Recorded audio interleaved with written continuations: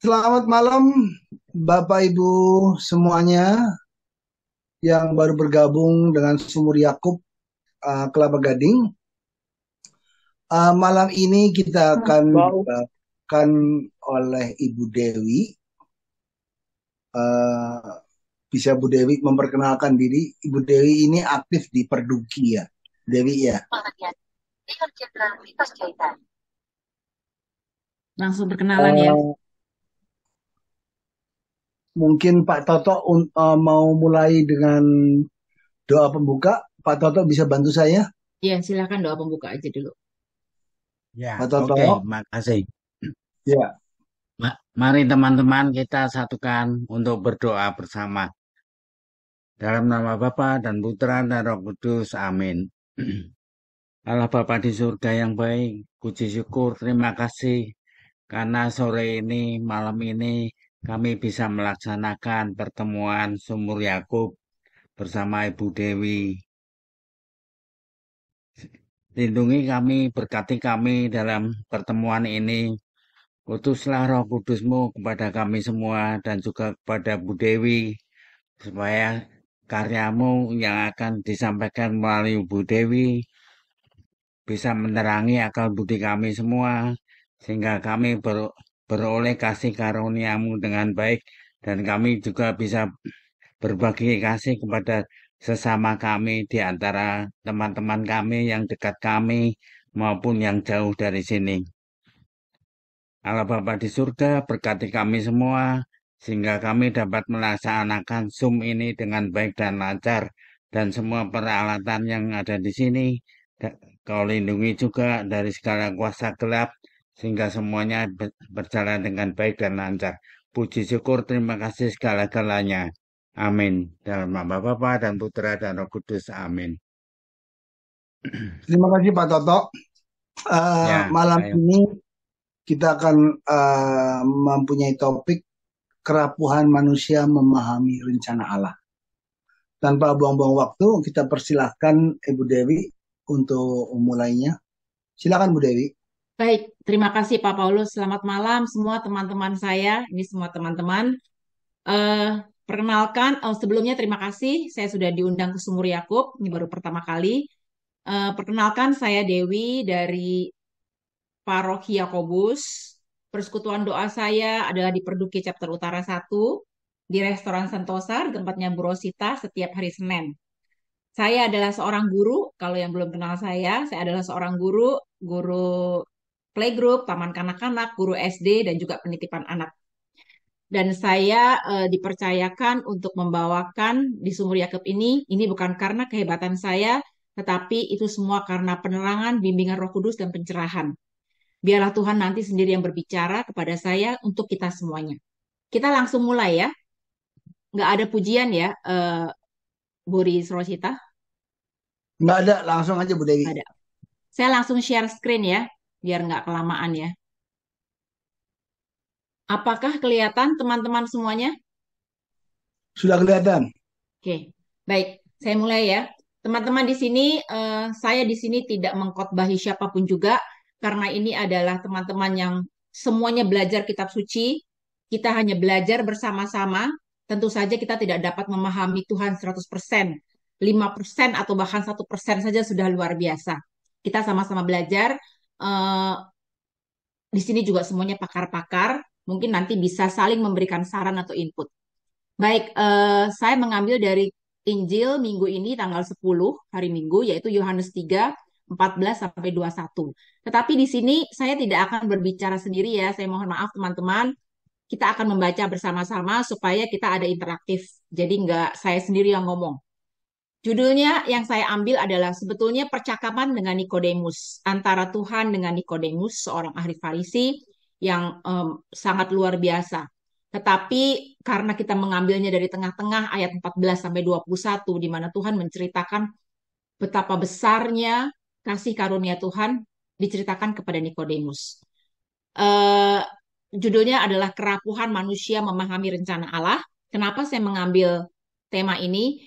Karena tidak mudah kita sebagai manusia. Tidak ada satupun manusia, bahkan itu Paus pun, Toromo pun yang mengatakan manusia itu mudah menjadi manusia. Karena kita ini hanyalah debu dan kita ini sangat rapuh dan sangat lemah. Tidak ada satupun orang yang tidak pernah berbuat dosa. Dan kedagingan kita yang membuat kita rapuh dan lemah. Oleh karena itu, memahami rencana Allah adalah sesuatu yang luar biasa sulit dan anugerah Tuhan. Oke, berikutnya kita baca bersama-sama. Saya mesti lihat dulu nih siapa yang hadir di sini. Silahkan Bu Rosita bantu saya, karena di sini kan banyak teman-teman tuh. Dibantu baca bergiliran. Dari mulai ayat 14, Yohanes 3, ayat 14 sampai 21. Ya. Mari kita baca bersama. Mungkin bisa ditunjuk siapa atau next. Ya, Terserah Rosita. Saya serahkan ke Bu Rosita. Yohanes 3 ya. Ya, Yohanes 3. Dan sama seperti Musa meninggikan ular di padang gurun, demikian juga anak manusia harus ditinggikan, supaya setiap orang yang percaya kepadanya beroleh hidup yang kekal. Ya, next yang lain. 15.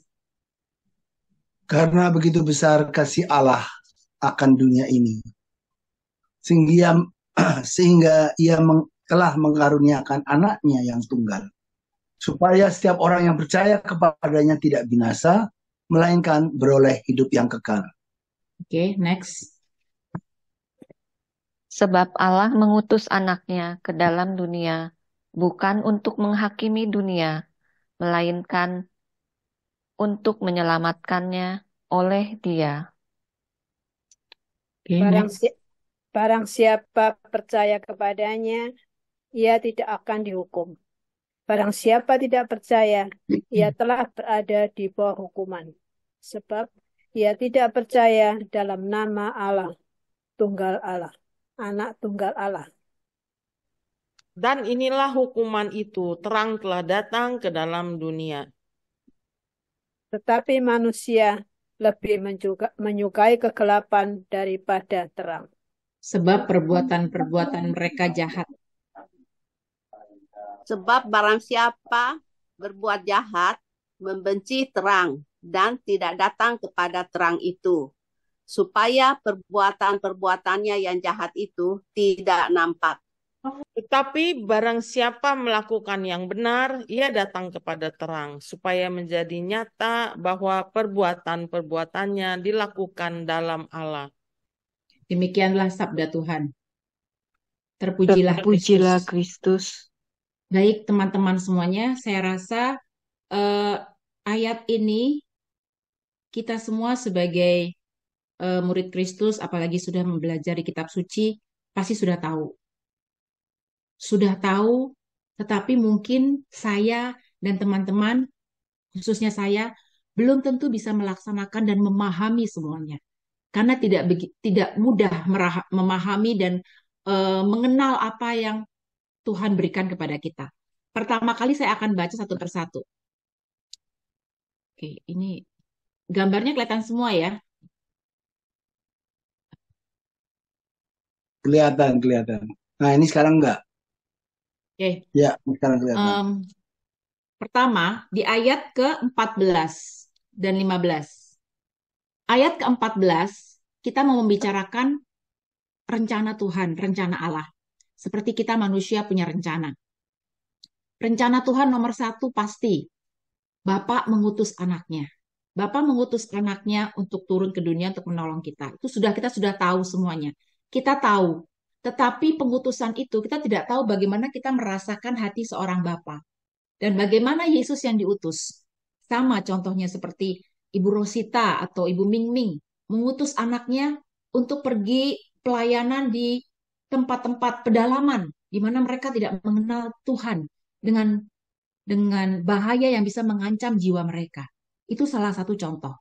Jadi di sini kita masuk ke dalam jiwa Bapa kepada Allah dan juga Yesus. Tapi karena mereka adalah Allah kita, tentu saja perasaannya tidak sama dengan kita. Kedua, pengorbanan. Karena Yesus sudah dikorbankan, butuh pengorbanan yang sangat besar dengan penderitaan. Tujuannya apa? Dengan tujuan harus Yesus berkorban supaya bisa melepaskan maut. Karena kita manusia sudah berdosa dari awal. Dan dosa itu adalah maut.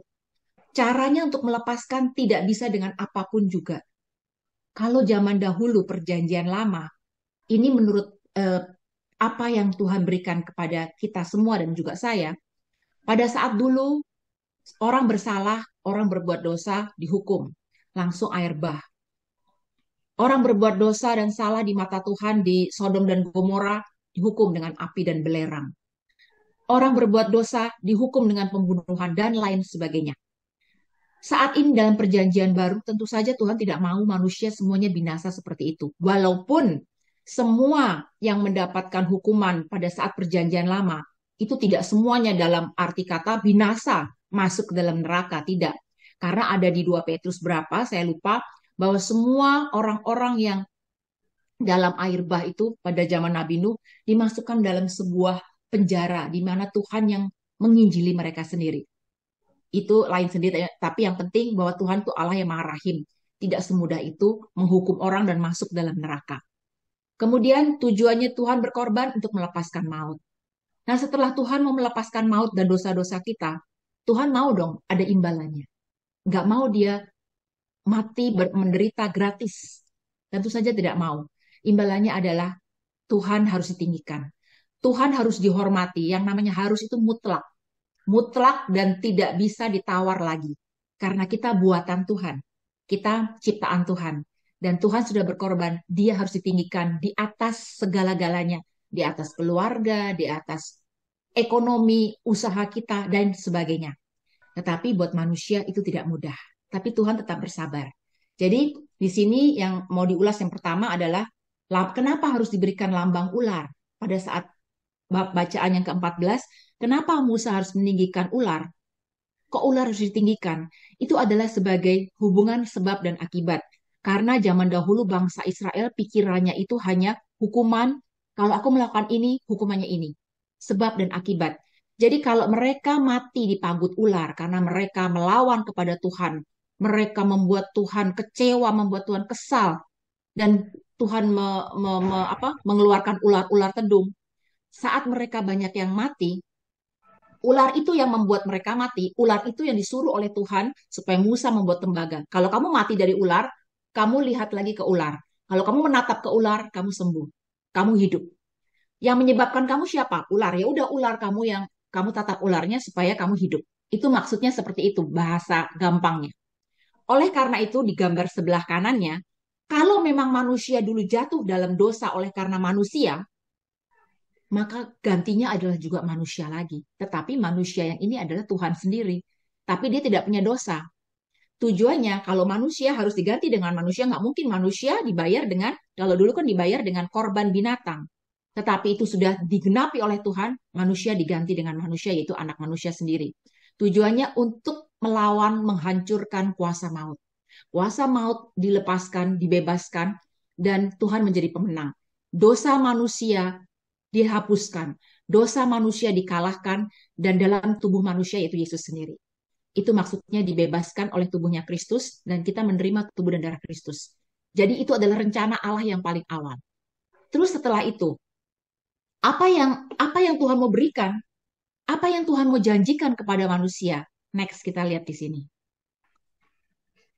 Nah, rencana Allah berikutnya di ayat 15 dan 16. Supaya setiap orang yang percaya kepadanya memperoleh hidup yang kekal. Maksudnya Tuhan hidup yang kekal itu hidup yang menerima keselamatan yang abadi. Kita tahu itu. Kita tahu. Tapi kita harus menjalani untuk bisa menerima keselamatan itu. Ada banyak jalan menuju ke Roma. Kita mau pergi ke Eropa, kita harus beli visa, kita harus beli tiket pesawat, kita harus booking hotel, bayar, dan lain sebagainya. Ada jalan menuju ke sana. Dan jalan itu harus dilewati. Ada jalan kita mau menuju keselamatan. Kalau mau menerima keselamatan abadi yang Tuhan berikan, harus mengikuti apa yang Tuhan berikan jalannya. Jalannya itu memang sulit, tetapi Tuhan berjanji akan menyertai. Kalau ada orang bertanya, misalnya, kita mungkin sudah tahu, tapi mungkin anak-anak kita, maaf ya, di sini kan mungkin yang sudah berusia 40 ke atas, 50 ke atas, mungkin sudah punya cucu. Kalau mereka bertanya, apa sih hidup kekal yang Tuhan janjikan? Hidup kekal berarti kita mengenal Tuhan. Mengenal, beda dengan tahu. Kalau saya tahu misalnya, Pak Paulus, tapi saya tidak mengenal pribadi dalamnya. Saya hanya tahu saja dari luarnya. Oh, Pak Paulus tinggalnya di Gading Villa. Oh, dulu teman saya pewarta dan lain sebagainya. Kita mengenal Bapa yang satu-satunya adalah Allah yang benar. Hanya satu-satunya Allah yang benar. Mengenal Yesus yang diutus oleh Bapa. Kebahagiaan yang sempurna yang akan diberikan tanpa batas. Jadi itu yang dimaksudkan. Tuhan memberikan kita hidup kekal.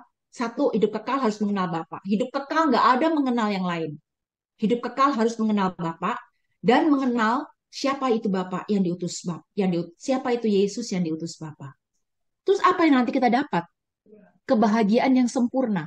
Dan kebahagiaan itu sempurna tanpa batas. Nggak ada ujungnya. Semuanya selama-lamanya. Itu artinya hidup yang kekal yang Tuhan mau berikan lewat pengorbanan Dia. Apa yang ingin Tuhan sampaikan ini kepada Nikodemus supaya dijelaskan lagi.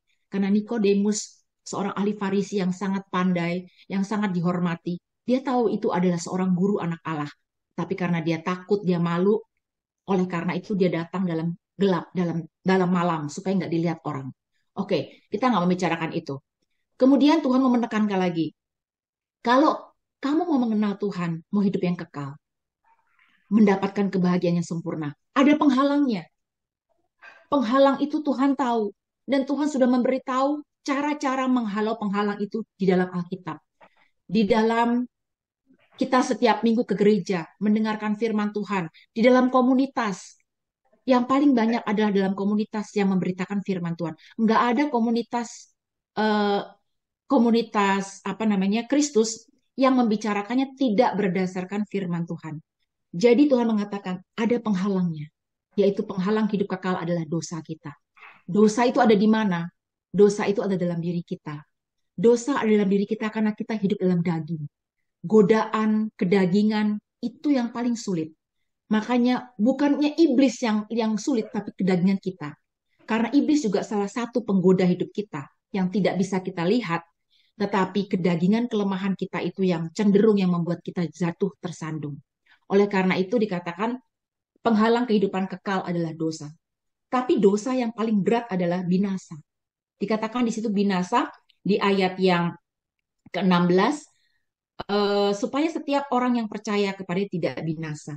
Binasa itu jarang dibicarakan, tapi di Injil Yohanes ini dibicarakan binasa.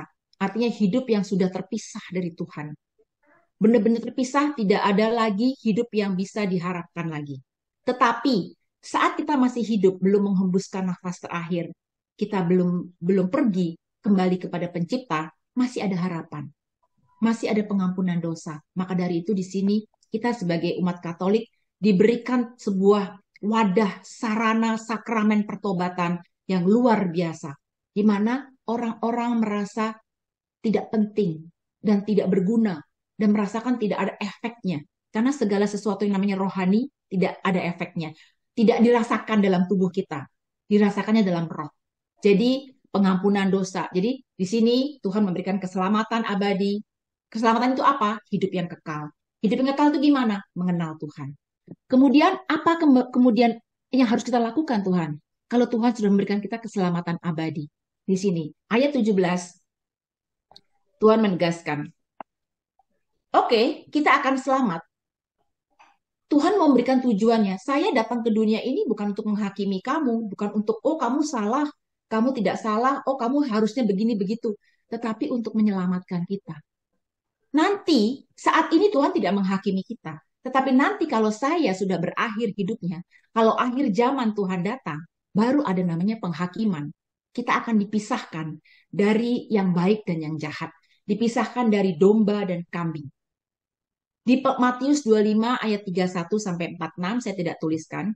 Di situ Tuhan menuliskan bagaimana penghakiman terakhir, apa yang Tuhan cari dalam hidup kita semua di sini. Bapak Ibu yang hadir di Sumur Yakub malam ini.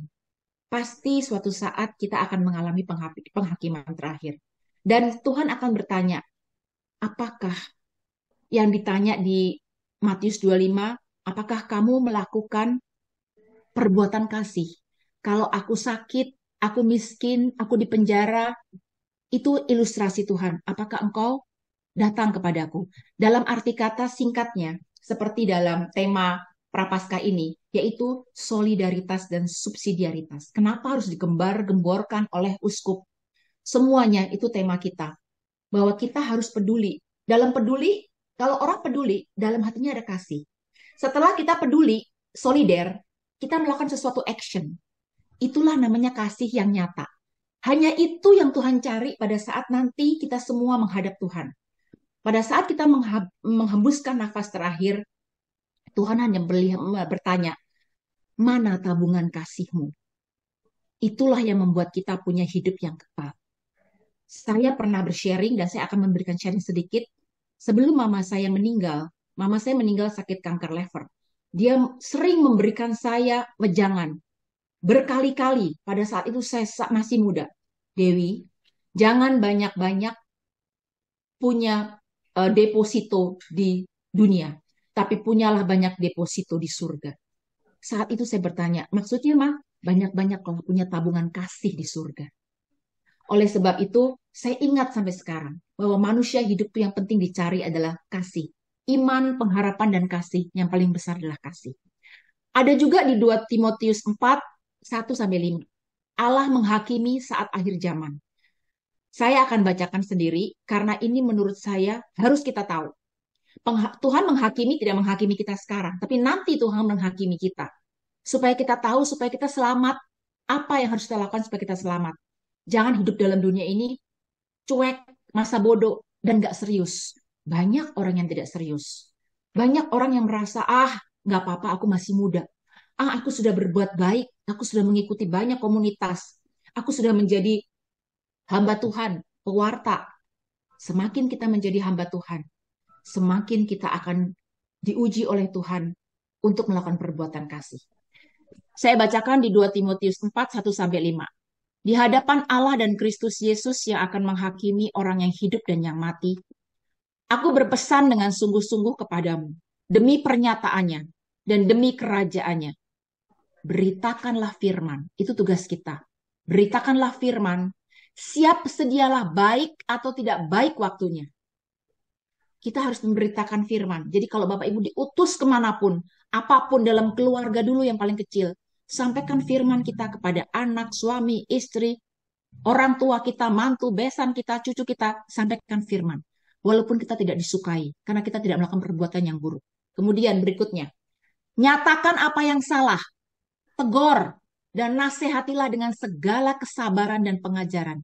Sulit ya Bapak Ibu menegur orang dalam rumah kita. Karena biasanya orang tidak dihargai dalam kotanya sendiri, negaranya sendiri, keluarganya sendiri. Tetapi kita harus menegur, walaupun mereka tidak suka, dengan cara yang sabar dan penuh dengan kasih dan juga pengajaran yang baik dan benar. Supaya orang nggak bosan mendengarkan kita. Supaya kita tahu apa yang kita bicarakan dan perlu dengan kuasa doa. Karena apa? Kita harus menegur dan menasihati orang. Karena akan datang waktunya. Suatu saat akan datang, yaitu waktu di mana kita terakhir menghembuskan nafas terakhir. Orang tidak dapat lagi menerima ajaran sesat. Akan ada waktunya nanti pada saat dalam dunia ini, dalam dunia ini bukan nanti setelah kita meninggal. Orang akan datang, orang tidak akan dapat lagi menerima ajaran sesat, menerima ajaran sehat, tetapi mereka akan mengumpulkan guru-guru menurut kehendaknya untuk memuaskan keinginan telinganya. Nanti akan banyak orang-orang yang hanya mengundang hamba-hamba Tuhan yang sesuai dia suka. Oh, ini aku mengundang ini saja. Saya tidak akan mengatakan karena banyak sekali hal itu sudah terjadi. Aku mau mengundang si A, si B karena dia lucu, karena dia stand up komedi, dia senang, dia enak, dia menghibur aku, dia bikin aku tawa. Tetapi inti dalamnya apakah dia mempertobatkan kita? Apakah itu mengubah hati kita? Belum tentu. Kemudian ayat berikutnya, mereka akan memalingkan telinganya dari kebenaran. Bodoh amat deh, yang penting saya happy. Susah-susah amat, hidup udah susah, nggak usah pusing-pusing. Dengar aja yang enak-enak. Dan membukanya seperti dongeng. Jadi mereka hanya mendengarkan cerita seperti dongeng. Pulang mereka akan seperti biasa lagi. Hidupnya seperti hidup yang lama dengan karakter yang lama. Tetapi Tuhan berkata, kuasailah dirimu dalam segala hal. Dan sabarlah menderita. Karena orang-orang yang mengikuti Tuhan pasti akan menderita. Lakukan pekerjaan memberitakan Injil dan tunaikan tugas pelayananmu. Ini adalah penghakiman Tuhan kalau saat nanti akhir zaman. Jadi Tuhan meminta kita melakukan apa yang Tuhan kehendaki. Berikutnya, setelah Tuhan mau menyatakan dia mau menyelamatkan kita, apa buktinya Tuhan? Apa buktinya kalau memang Tuhan menyelamatkan kita? Kadang-kadang banyak orang yang sudah jenuh, sudah capek, sudah merasa bosan. Banyak sekali saya menerima teman-teman yang konseling, saya lebih baik bunuh diri, nggak ada gunanya, sudah berdoa lama sekali Tuhan tidak dengar. Buat apa Tuhan? Saya berdoa sama Tuhan. Buat apa saya mencari Tuhan? Saya udah pelayanan kemana-mana, tapi Tuhan tidak mendengarkan saya. Tapi orang-orang lain ditolong oleh Tuhan. Apa yang Bapak Ibu akan katakan? Kita semakin kasih tahu firman Tuhan, dia semakin marah. Hal itu terjadi. Saya akan bacakan bukti Tuhan menyelamatkan manusia. Ini tentu dengan syarat yaitu kita berpartisipasi. Bukti ini akan kita dapat kalau kita berpartisipasi dengan Tuhan. Satu, status baru sebagai orang yang dikuduskan Tuhan. Ayatnya di mana? Apa iya benar kita dikuduskan Tuhan? Iya, di Korintus 1. Ayat 1 Korintus 1, 1 Korintus 6 sampai 11. Saya bacakan ya. Tetapi kamu telah memberi dirimu disucikan. Kamu telah dikuduskan, kamu telah dibenarkan dalam nama Tuhan Yesus Kristus dan dalam roh Allah kita. 1 Korintus Paulus mengatakan seperti itu, bahwa kita sudah dikuduskan. Yang kedua, bukti yang kedua ada lagi ayatnya. Ayatnya banyak. Saya hanya mengambil beberapa ayat. 1 Korintus 1 ayat 1 sampai 2. Mereka yang dikuduskan dalam Kristus Yesus dan yang dipanggil menjadi orang-orang kudus dengan semua orang di segala tempat yang berseru kepada nama Tuhan kita Yesus Kristus, yaitu Tuhan mereka dan Tuhan kita. Berikutnya di 1 Yohanes 1 sampai 9 ayat 9. Jika kita mengaku dosa kita, maka Ia adalah setia dan adil, sehingga Ia akan mengampuni segala dosa kita dan menyucikan kita dari segala kejahatan. Jadi, satu, kita dikuduskan Tuhan. Kalau kita menerima Tuhan, kalau kita menerima Tuhan, kalau kita melakukan perintah Tuhan, kalau kita mau mengakukan dosa kita, minta ampun atas setiap kesalahan kita, mau ditegur, mau dikritik, mau diberitahu, dan tidak mudah cepat tersinggung dan merasa dirinya baik. Itu adalah status orang yang dikuduskan sebagai bukti yang Tuhan katakan. Berikutnya, bukti yang kedua apa? Bukti yang kedua, kita ini hamba kebenaran. Bukan lagi hamba dosa, tetapi kita sudah dibebaskan oleh Tuhan. Roma 6, 17 sampai 18. Coba boleh dibaca, Pak Toto. Roma 6, 17 sampai 18 ada di sini. Bukti bahwa kita ini hamba kebenaran. Kalau Pak Toto nggak ada, Bu Shirley, Bu itu aja Rosita aja yang Sebentar, sudah sedia. sebentar Bu. Oh iya, maaf. Sebentar. Saya buka Di sini aja mic-nya Pak. dulu. Di sini kelihatan nggak? Kelihatan.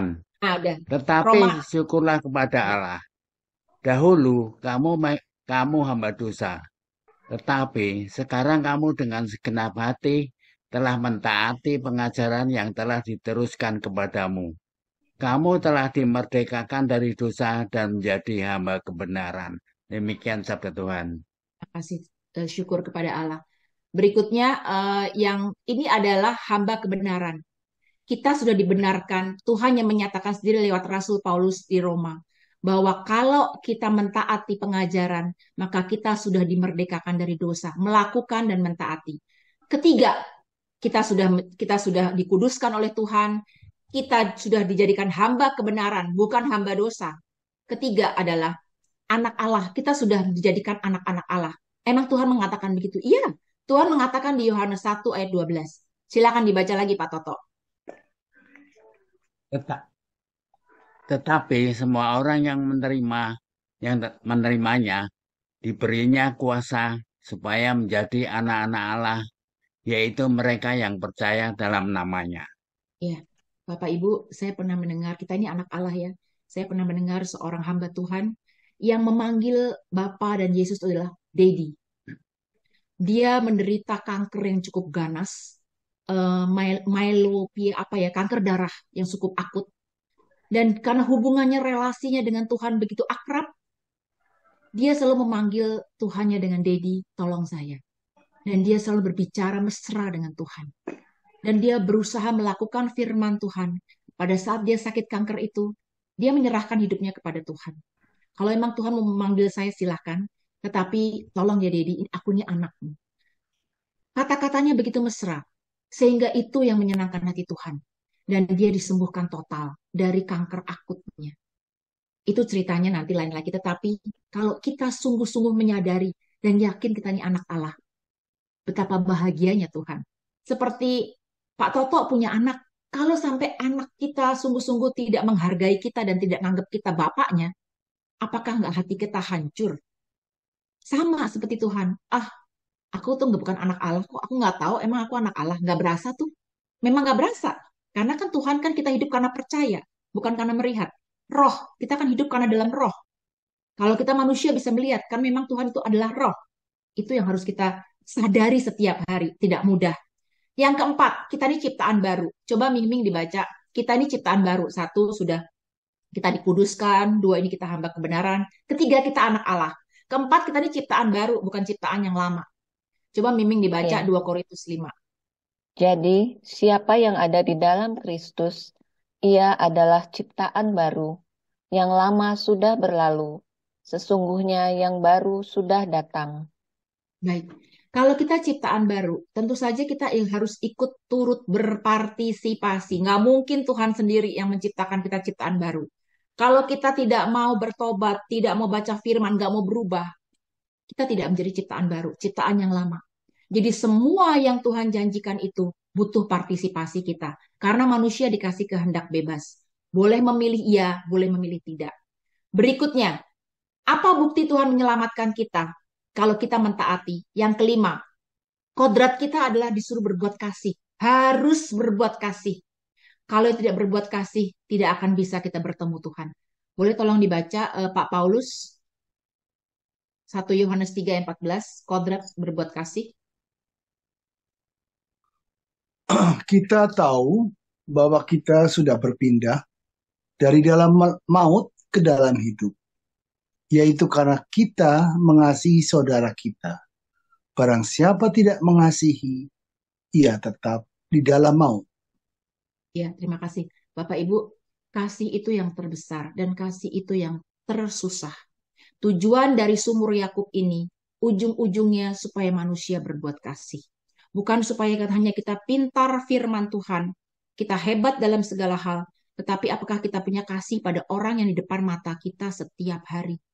Orang yang kita jumpai dalam keluarga, pekerjaan, dalam komunitas, baru di luar.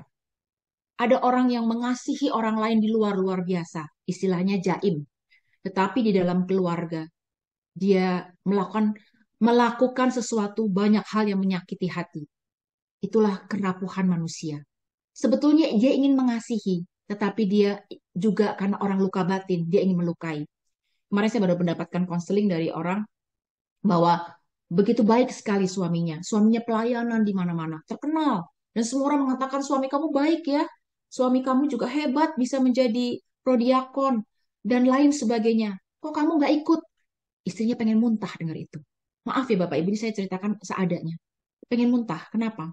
Karena suaminya tidak memperhatikan dan melayani keluarga dengan baik, membuat luka di hati anak-anaknya, membuat luka di hati istrinya, menipu istrinya, dan tidak sesuai melakukan firman Tuhan. Padahal dia membagikan tubuh dan darah Kristus. Walaupun sudah diceritakan kepada Romo, biarlah saya itu menjadi pergumulan istrinya. Karena saya harus mendoakan istrinya dan suaminya bahwa istrinya lah yang harus berubah. Betul ya Bapak Ibu? Siapa yang harus berubah? Istrinya atau suaminya dulu? Pak Harun atau Bu Harun atau Bu Shirley itu? Saya boleh bertanya? Kalau seorang istri ingin mendoakan suaminya, siapa yang harus berubah duluan, Bu Shirley? Atau siapa yang di sini yang sebagai istri? Saya, Ini Pak Harun ya? ya, Ya, Pak Harun. kalau Ya, dari bagaimana? sudut pandang yang tadi Ibu cerita, memang seharusnya dari Ibu dulu yang mesti berubah. Kenapa Jadi Pak? artinya Kan dari suaminya yang salah Pak. iya memang betul suami salah, tapi sikap si istri juga jangan sampai muntah begitu. Itu kan menunjukkan dia tidak mengasihi suaminya kalau begitu. Bagaimana Dia bisa tidak boleh mengasihi, Pak? muntah. Orang setiap hari disakitin kok.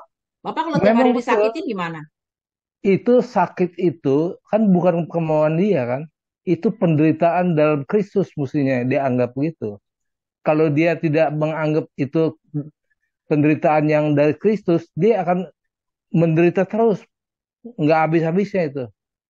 Oke, jadi Itu nanti, pandangan saya, Bu. ya betul. Iya. Jadi andai kata Pak Harun disusahkan oleh orang atau orang menyakiti Bapak, Bapak Harunnya harus berubah ya. Iya, Betul. saya rubah dulu. Mungkin saya ada salah, kan nggak selalu ada dua pihak, sang suami atau sang istri, tapi boleh jadi dua-duanya ada kesalahan. Sang Iya, istri tidak dua-duanya sadar. saling menyumbang ya Pak, nyumbang kesalahan ya. Iya, mungkin Iya. sang istri nggak belum sadar salah dia apa gitu ya. Ya, Makanya dia mesti introspeksi diri sendiri dulu, mesti betul. dari dalam, Betul. dari dalam baru keluar nanti. Terima kasih Pak Harun. Bapak Ibu, teman-teman terkasih, yang namanya berbuat kasih itu harus melewati sebuah pergumulan jatuh bangun. Nggak bisa langsung, kamu harus mengasihi dia. Wah, nggak bisa lah, kita bisa digampar sama orang itu. Ya, karena kita harus memberitahu bahwa kenapa kamu harus mengasihi, siapakah dia. Mungkin dia punya luka batin, mungkin dia anak yang terbuang, mungkin dia tidak punya orang tua, dia tidak pernah merasa disayang. Dan sekarang kamu yang harus mengenal Tuhan. Kamu yang harus mengenal Tuhan, kamu harus dekat sama Tuhan. Kalau kamu bisa berubah, kamu bisa sabar, suami kamu akan berubah. Itu yang diterapkan, yaitu kasih. Kalau andai kata suami istri itu salah satu meninggal dalam keadaan kebencian, apakah bisa selamat? Tentu saja Tuhan mengatakan, barang siapa tidak mengasihi, ia tetap di dalam maut. Oke, saya lanjutkan berikutnya. Ini yang kelima ya, kodrat kita berbuat kasih. Satu adalah kita dikuduskan, kemudian kita adalah hamba kebenaran. Dan ketiga, kita ini anak Allah, jangan lupa. Dan kemudian kita ini sudah ciptaan baru, jangan balik ke ciptaan yang lama. Yang kelima, kodrat kita adalah berbuat kasih. Nggak bisa ditawar, kalau mau bertemu Tuhan, harus berbuat kasih. Berikutnya, yang keenam adalah, buktinya adalah, kita sudah ditebus dan diampuni. Saya akan bacakan supaya lebih cepat di Efesus 1, 7-8. Buktinya kita sudah ditebus dan diampuni. Iya betul, sebab di dalam Dia dan oleh darahnya Kristus, kita sudah memperoleh penebusan, yaitu pengampunan dosa. Kita kan sudah diampuni dosanya. Mau sedosa apapun orang membunuh orang, kalau dia meminta ampun, dia tulus, Tuhan mengampuni. Saya selalu mengingatkan anak murid saya, kan saya seorang guru, orang yang penjahat di sebelah Yesus, yang berbuat kesalahan besar, hanya karena dia bilang, Tuhan jangan lupa kalau engkau masuk ke dalam kerajaan surga. Ingatlah saya. Tuhan melihat hati. Tuhan tidak melihat tampang dan tidak melihat perkataan. Tuhan melihat tembus ke dalam hati. Bahwa dia menyesal. Langsung hari itu juga dia masukkan ke dalam taman Firdaus bersama Tuhan. Pengampunan dosa. Menurut kekayaan kasih karunia-Nya yang dilimpahkan kepada kita. Dilimpahkannya banyak sekali. Pengampunannya banyak, nggak ada habis-habisnya. Sebelum sampai kita menderita menghembuskan nafas terakhir dalam segala hikmat dan pengertian. Itu adalah yang keenam. Yang ketujuh, kita ini orang benar. 2 Korintus 5 ayat 2. Dia yang tidak mengenal dosa, Tuhan yang tidak mengenal dosa, sudah dibuat jadi dosa. Karena supaya kita dibenarkan. Kita ini sudah benar, sudah dibenarkan. Mau suka nggak suka, mau berbuat dosa, kita sudah dibenarkan. Kemudian, kita terakhir adalah Tuhan mencurahkan Roh Kudus-Nya kepada kita. Itu sudah bukti kita diselamatkan kalau kita dipenuhi oleh Roh Kudus dan menanggapi Roh Kudus itu. Yohanes 14, 16-17. Aku akan minta kepada Bapa. Dia minta kepada Bapa. Yesus minta kepada Bapa supaya memberikan kepada kita seorang penolong, yaitu Roh Kudus. Roh Kudus itu akan menyertai kita selama-lamanya. Karena Roh itu Roh kebenaran. Dunia nggak bisa menerima Roh Kudus karena tidak melihat dan tidak mengenal. Ya, tetapi kita mengenal. Kalau kita mengenal Roh Kudus, Tuhan akan menyertai kita selama-lamanya. Bapak Ibu, saya akan men-sharingkan satu hal sebelum saya masuk ke berikutnya. Ini berikutnya. Enggak, saya selesaikan dulu ya. Saya sampai jam berapa di sini ya, Pak Paulus ya? Supaya saya nggak kebablasan. Sekarang jam 8, kurang 10. Jam 9 Oke. mungkin buat Ya, sebentar lagi. nanti diberikan waktu untuk bertanya. Baik, terima kasih. Ayat 18, saya lanjutkan ya supaya nggak kelamaan. Ayat 18. Setelah kita mendapatkan bukti bahwa Tuhan menyelamatkan kita. Bukan menghakimi, Tuhan nggak menghakimi kita. Penghakimannya nanti, kalau nanti kita sudah selesai tugas kita. Kita sudah ada bukti keselamatan. Yang berikutnya Tuhan mengatakan, barang siapa percaya kepada Dia, pada Tuhan, tidak akan dihukum. Tetapi barang siapa tidak percaya, dia sudah berada dalam hukuman. Otomatis. Tuhan membuat otomatisnya luar biasa. Tabur tuai. Apa yang kau tabur, itu yang kau tuai. Kamu menabur cabai, biji cabai, keluarnya cabai. Kamu menabur kebencian, ya keluarnya kebencian. Kamu menabur kemarahan, menabur segala yang kebaikan, keluarnya juga itu. Kita sudah berada dalam hukuman otomatis. Sebab ia tidak percaya dalam nama anak tunggal. Orang yang dihukum karena dia tidak percaya. Ini konotasinya adalah yang nggak percaya sama sekali. Nggak percaya itu macam-macam ya. Bisa nggak kita nggak percaya? Bisa nggak kita nggak percaya sama Tuhan Ming Ming? Yang sudah baca Alkitab setiap hari, Bisa, bisa nggak kita nggak percaya? Bisa. bisa. Boleh kasih contoh nggak, Ming? Walaupun kita sudah baca firman, kita nggak percaya sama Tuhan. Ya buktinya kita masih apa yang diajarkan, kita lari dari apa yang diajarkan Tuhan, apa yang diinginkan Tuhan. Betul, betul. Ya, makasih. Banyak sekali orang yang sudah percaya. Ya, aku percaya sama Tuhan. Ayo, kalau kamu susah, kamu berdoa. Nggak usah berdoa. Tuhan ada di mana-mana. Banyak seperti itu. Kamu lagi kesusahan, lagi sakit. Berdoalah sama Tuhan. Ah, percuma. Kankerku udah tingkat akut. Ngapain berdoa? Gak ada gunanya. Aku nggak bisa hidup lagi. Pada saat pandemi, banyak orang yang mengalami kesulitan luar biasa. Hutangnya menumpuk, bahkan rumah harus dijual. Masih percaya sama Tuhan? Pasti akan ada keraguan-raguan. Namanya manusia, daging, dicubit masih sakit. Pasti dia akan stres dan dia akan takut luar biasa. Jangan-jangan Tuhan nggak menolong saya. Jangan-jangan Tuhan tidur. Jangan-jangan Tuhan memalingkan mukanya kepada saya karena saya salah berbuat dosa. Itu adalah intimidasi iblis.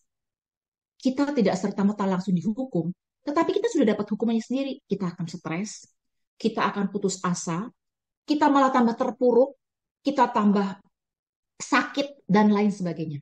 Karena kita saking takut dan khawatirnya bahwa Tuhan tidak mampu. Tuhan tidak mampu, Tuhan tidak sayang, dan belum tentu Tuhan mau mendengarkan doa saya. Belum tentu. Itu kebanyakan dari keraguan-keraguan kita. Bukan hanya, saya membicarakan diri saya juga. Saya pun seperti itu kadang-kadang. Dan saya harus kembali lagi pegang firman Tuhan. Ini adalah pegangan saya yang paling ampuh. Di dalam firman Tuhan itu hidup. Dia bisa berbicara ke dalam relung hati kita yang paling dalam. Berikutnya, ayat ke-19. Inilah hukuman itu. Terang sudah datang ke dalam dunia, tapi manusia nggak suka. Dia lebih suka gelap.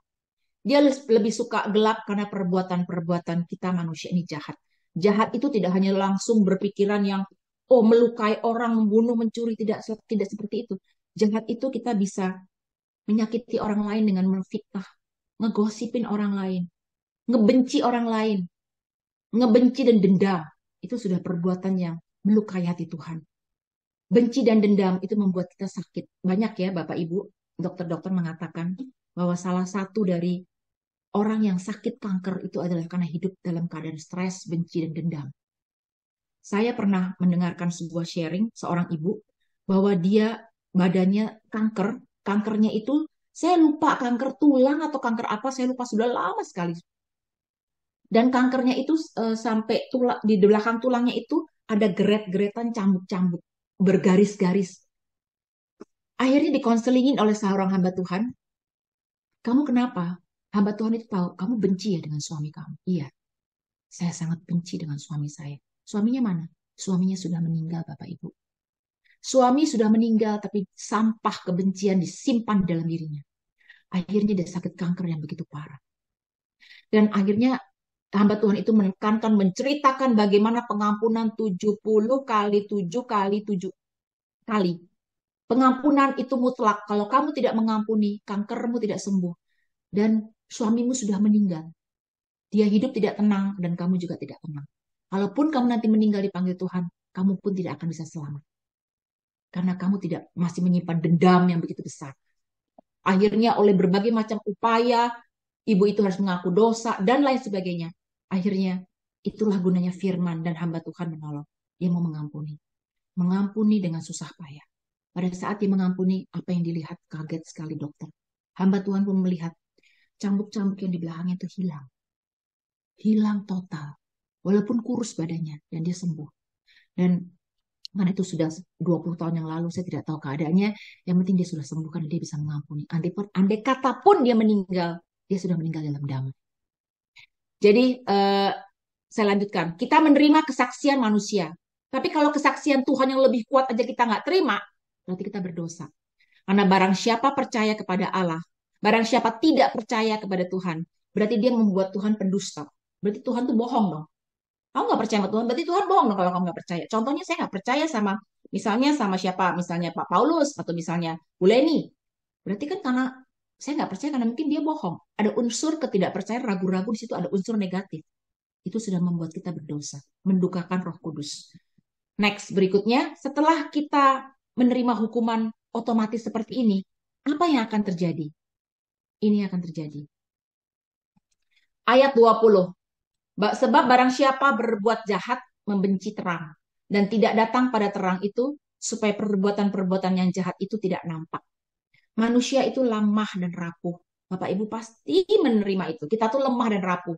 Nggak mungkin manusia tuh kuat selama-lamanya ada badai. Kita ini sudah ikut dalam KKS, Kitab Suci. Semakin baca firman Tuhan, pasti saya yakin, nggak usah diundang, badai itu akan datang. Masalah kecil, masalah besar itu urusan Tuhan. Tergantung ukuran kemampuan kita. Ukuran saya dengan Bu Rosita, dengan Paulus, dengan Ming Ming beda-beda. Nggak bisa disamain. Kok dia penderitaannya nggak berat sih? Beratan gua berat pun kita bangga ya. Nggak bisa, karena itu sesuai dengan kemampuan kita. Jadi manusia itu sangat rapuh untuk menerima, bener nggak ya? Rencana Tuhan tuh baik buat saya. Kok saya hidupnya parah sekali menderita? Itulah kita dikatakan bahwa kita lebih kadang-kadang itu menyukai hidup dalam stres, dalam gelap. Karena kita nggak mau baca firman Tuhan. Baca firman Tuhan pun perlu penjelasan. Itulah tugasnya kita mewarta, memberitahu, mendekati orang-orang yang dalam keadaan yang hidupnya dalam keadaan yang tidak baik dan kita pantas menegur mereka. Peringatan waspada terhadap diri sendiri. Karena kita lebih menyukai kegelapan. Jangan takabur, maksudnya jangan sombong. Klaim diri kita bersih. Sebelum sampai akhir hayat kita hidup, terbukti hidup kita apakah dalam terang atau enggak dalam terang. Firman Tuhan tidak pernah salah dan tidak pernah keliru. Kita harus menanggapi dengan serius. Banyak orang yang tidak menanggapi firman Tuhan dengan serius, meremehkan firman dan hidupnya dalam penderitaan. Kan Tuhan mengatakan ya, kalau kita suam-suam kuku, enggak panas, enggak dingin, kita akan dimuntahkan oleh Tuhan.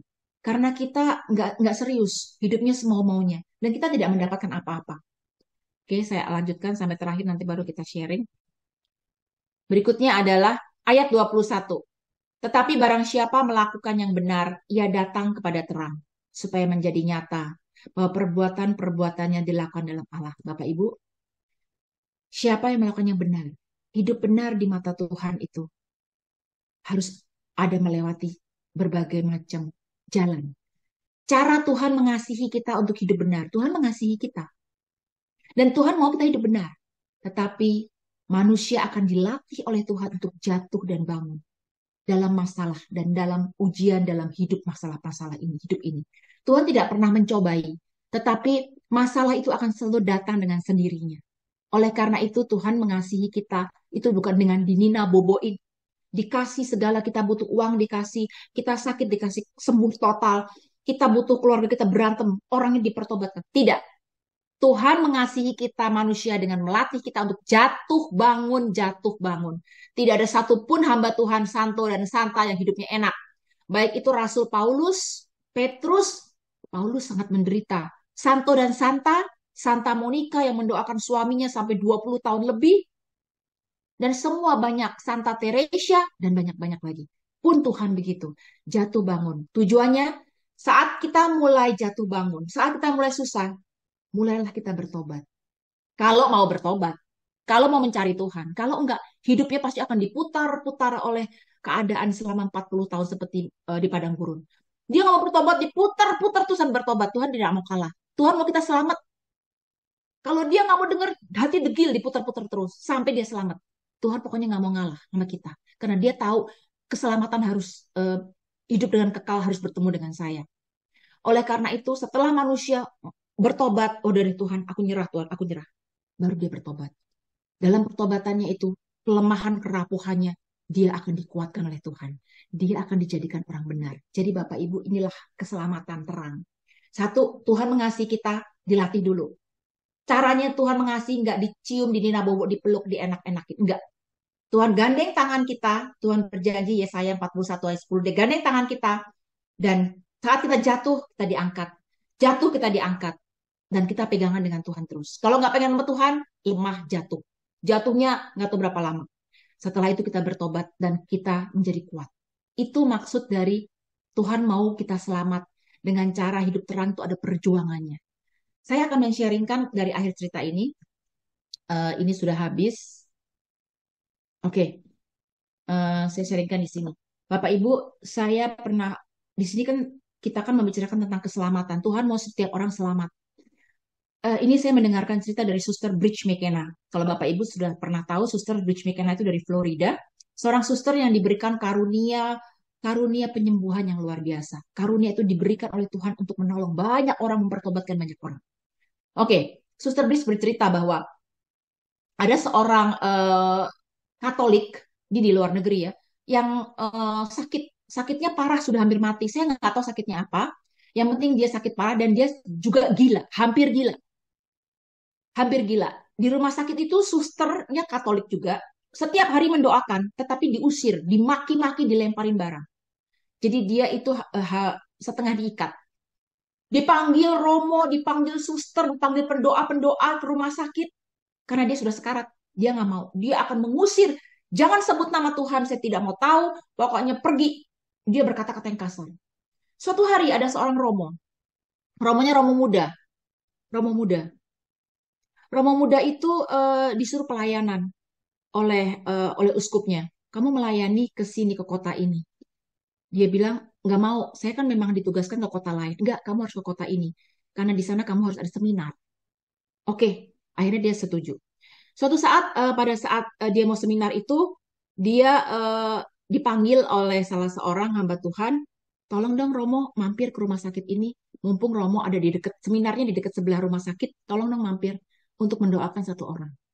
Akhirnya, oh maaf, bukan begitu, maaf. Romo itu punya saudara di rumah sakit dan dia harus ke rumah sakit itu. Maaf, itu lain lagi. Romonya ada saudaranya dia, entah saudara siapa, dia mau ke rumah sakit untuk menengok dan mendoakan saudaranya itu. Kebetulan di kota itu. Nah, seorang suster perawat mengatakan, melihat Romo itu, dia panggil, Romo. Untung Romo datang. Tolong Romo, doakan ada orang yang seperti ini. Dia menceritakan kondisi orang ini langsung luar biasa Romo. Kasar. Dia maki-maki Tuhan, dia benci Tuhan, dia mau apa pokoknya dia maki-maki Tuhan luar biasa. Akhirnya Romonya berdoa. Saya berdoa dulu deh. Setelah itu Romonya masuk ke dalam kamar dan betul. Dimaki-maki, dilempar apa yang ada dekatnya dilempar semuanya. Gelas dan segala dia berontak. Pergi. Jangan deket-deket, jangan ngomong soal Tuhan, benci soal Tuhan. Singkat cerita, Romo itu mengatakan Tuhan itu mengasihi dan mengampuni semua dosa-dosa dan kesalahan. Kamu pernah berbuat dosa apa? Tuhan yang tahu. Dan Tuhan mau mengampuni sejahat apapun dosamu. Tuhan mau mengampuni. Nggak mungkin. Dosaku sudah terlalu berat. Akhirnya singkat cerita karena Romo itu penuh dengan mengandalkan Roh Kudus, anak muda itu bercerita. Nggak mungkin sambil berteriak-teriak. Aku sudah bersalah luar biasa. Aku adalah seorang penjaga kereta api. Ini kisah nyata ya Bapak Ibu. Dan saya pada malam itu sebelumnya saya mabuk. Dan saat mabuk paginya saya bekerja. Kereta lewat, saya tidak lihat dan tidak tahu. Akhirnya kereta itu tabrakan. Dan saya membunuh begitu banyak orang. Khususnya kedua orang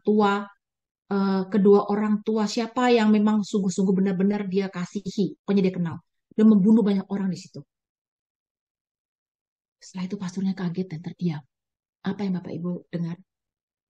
Saya juga kaget.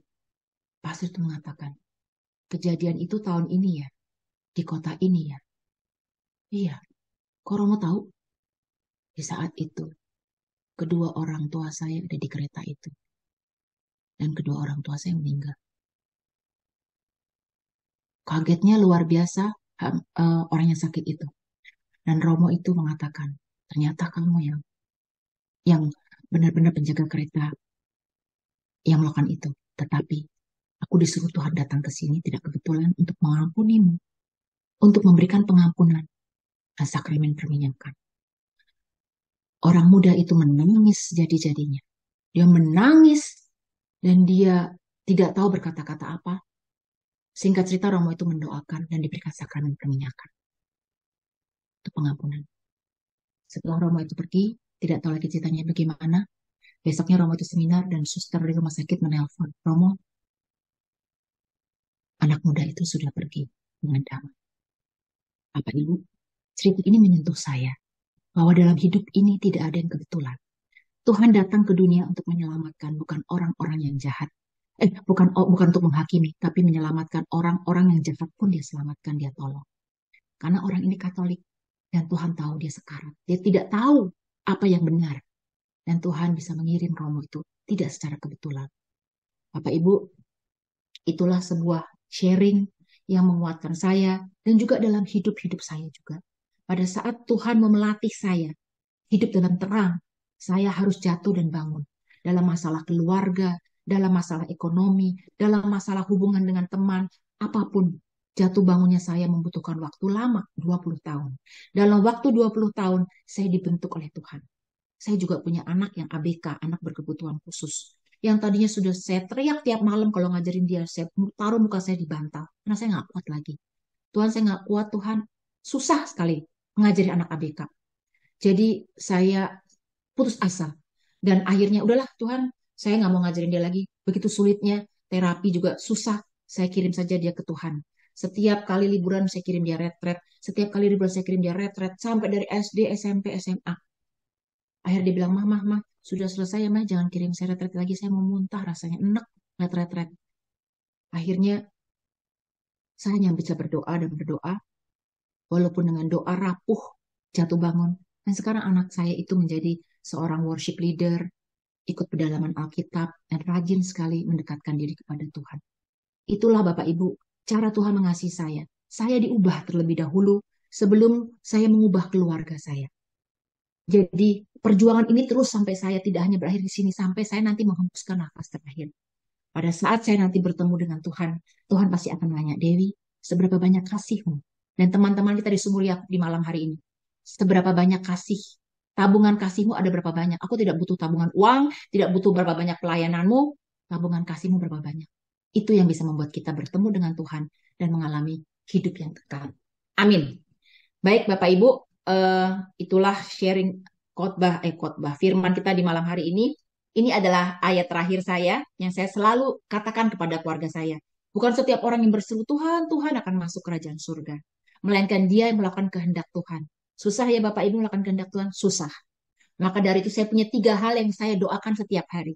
Saya mendapat pengajaran dari seorang hamba Tuhan yang rendah hati dan saya selalu doakan itu. 1, Tuhan ubah saya. Ubah saya Tuhan. Bukan ubah yang lain, suami, anak, ubah saya dulu. Ubah saya. Paksakan kehendak Tuhan dalam diri saya. Ubah saya. Supaya saya jadi orang sesuai kehendak Tuhan. 2, Tuhan mampukan saya menerima kekurangan orang lain. Susah kan menerima kekurangan orang lain? Rasanya sebel. Karena kita menganggap diri kita yang benar. Tuhan mampukan saya menerima kekurangan orang lain. 1, Tuhan ubah saya. 2, Tuhan mampukan saya menerima kekurangan orang lain. 3, Tuhan mampukan saya melakukan kehendak Tuhan, bukan kehendak saya.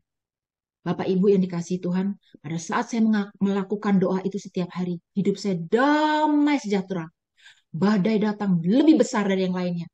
Saya dikuatkan oleh Tuhan. Karena itu yang saya katakan. Karena saya punya tujuan hidup, yaitu bersatu dengan Tuhan. Tujuan saya mau bersatu dengan Tuhan, saya mesti siap-siap.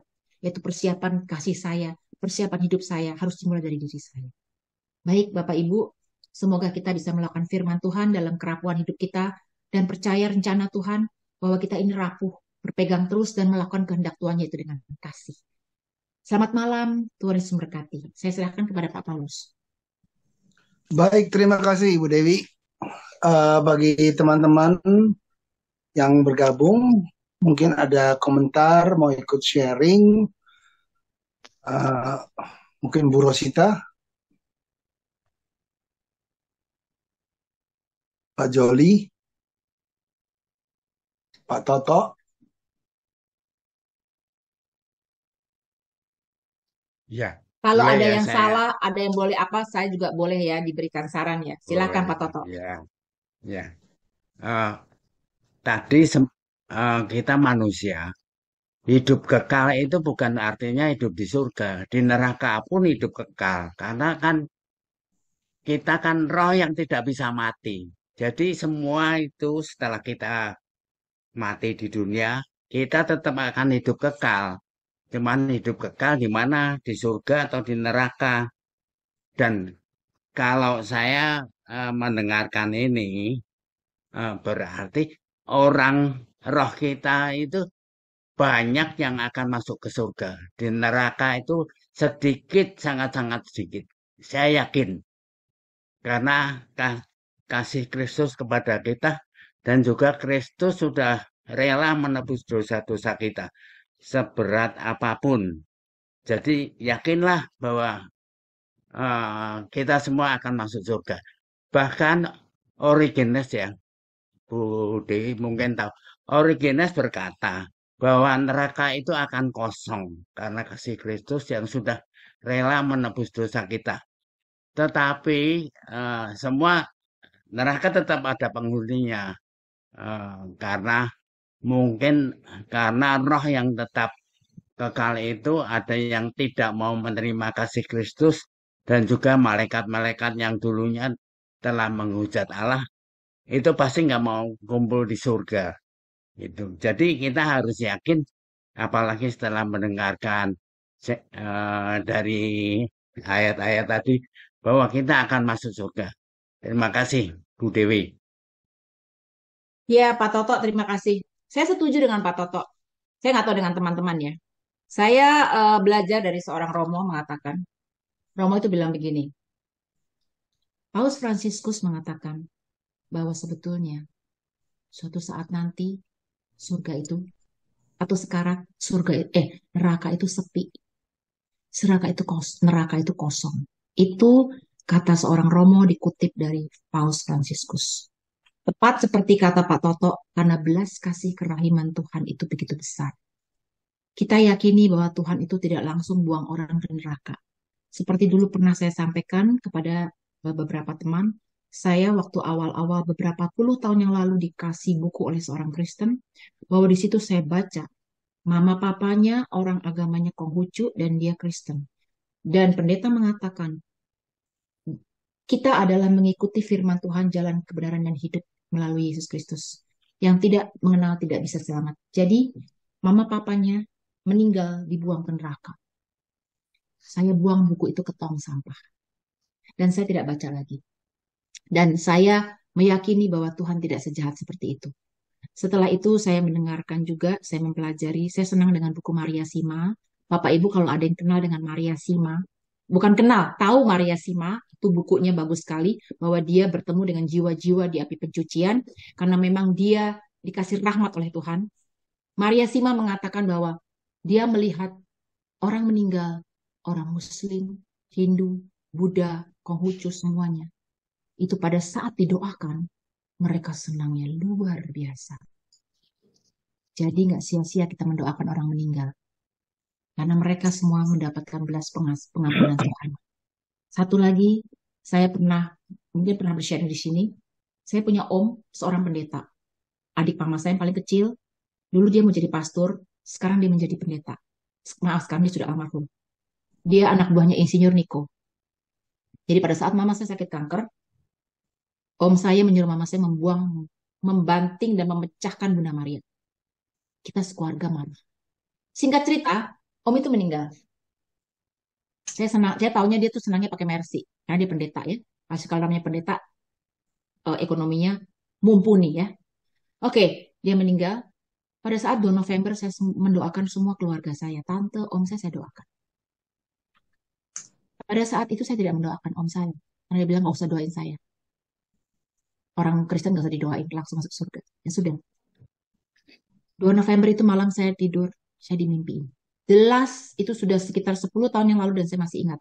Mimpi yang jelas itu adalah dan masih bisa diingat itu adalah dari Tuhan. Karena saya pernah mengikuti tafsir mimpi Romo Sugiri. Dan Om itu berdiri dengan tangan disilangkan, di belakangnya ada Mercy dengan menggunakan jas yang dia suka pakai. Dan dia marah dengan saya. Kenapa Om kau marah? Kenapa kamu nggak doain saya? Oh, kan Om nggak perlu didoain. Tapi dia nggak ngomong apa-apa lagi. Saya juga diam, sejak saat itu saya doakan. Saya meyakini sekali, mau Kristen kayak apa, dia pasti membutuhkan doa kita. Jadi nggak peduli. Ya, oke Pak Tato, itu saya yakini neraka kosong, surga penuh. Jangan lama-lama Ya, jadi penyucian. Baik, silakan yang lain. Baik, terima kasih Pak Kalau Toto. ada yang Yang bisa lain? menjawab yang lain, silakan ya Pak Yuswanto, Rosita, Paulus di sini semuanya amatir. Saya masih di bawahnya. Silakan.